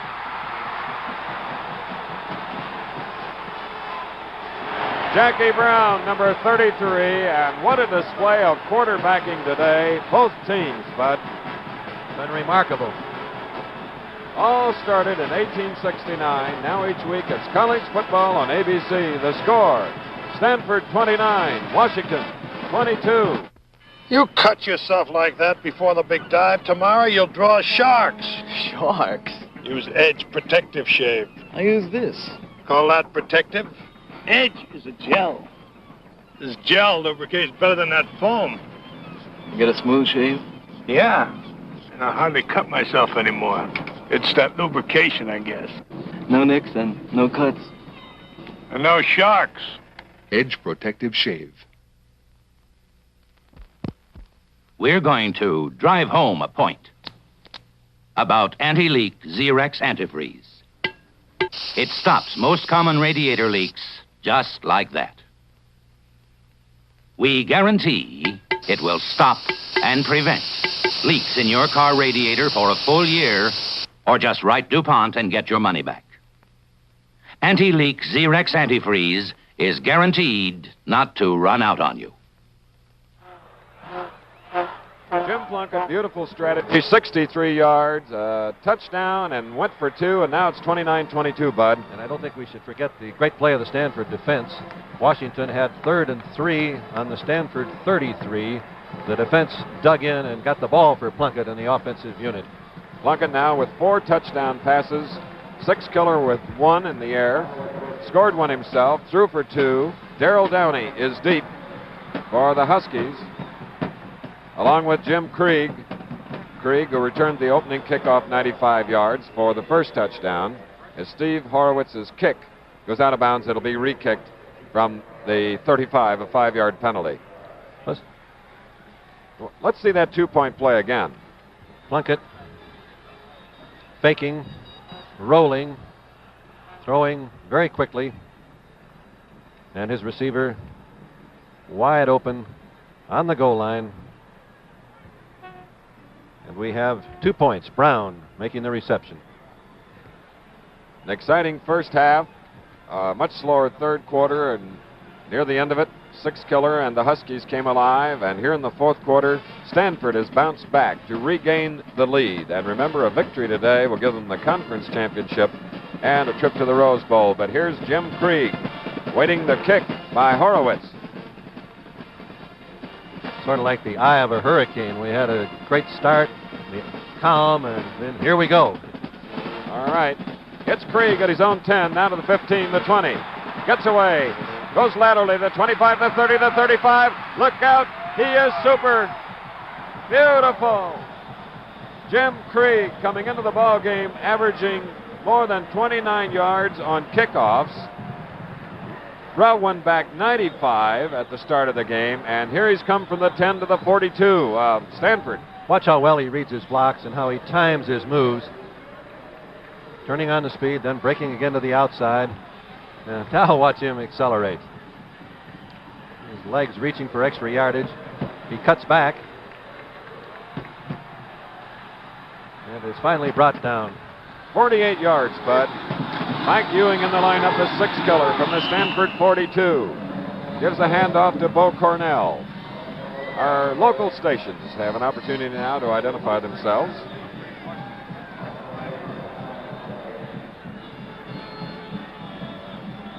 A 6-yard gain here at Stanford Stadium, and is it alive? One of the Stanford pom-pom gals. It's now 2nd down and 4 for the Washington Huskies, who have come from behind 21-7 to take the lead 22-21, but Stanford 63 yards in 6 plays. Plunkett going for 6 and then got the extra 2 to lead 29-22. Here's 6 killer. Cornell. And he is pretty close to the Washington first down. Seaman made the stop with that much time left. 6:23 in the ball game. And the field, as you can see, is just wet enough that the man who has the initiative making the moves usually can break away, as the man coming up to react does not have a chance for normal balance. Now a measurement for the Washington Huskies. 6 killer, 17 of 35, 167 yards. Today, Plunkett, 19 of 32, 244 yards. Each team has their 4 timeouts left in the ball game. But I'm going to be pretty limp after this game. It's been an exciting one. Well, I'm thinking of what's going through the minds of the Stanford players. They're determined to go to the Rose Bowl. they can tie or win this afternoon, they've got it wrapped up, and they're getting as much pressure as it's possible to imagine. All right, third down and less than a yard at about the 32 of Stanford. Sonny Sixkiller, the sophomore. What a tremendous young football player. Downey and Cornell set behind him. Going for the first down is Cornell. Watch the official in the white cap, the referee.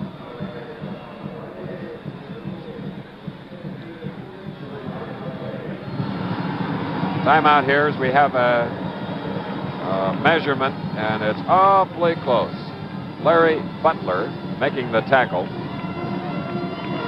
Butler making his 7th tackle of the ball game. And here's the measurement. First down, Washington.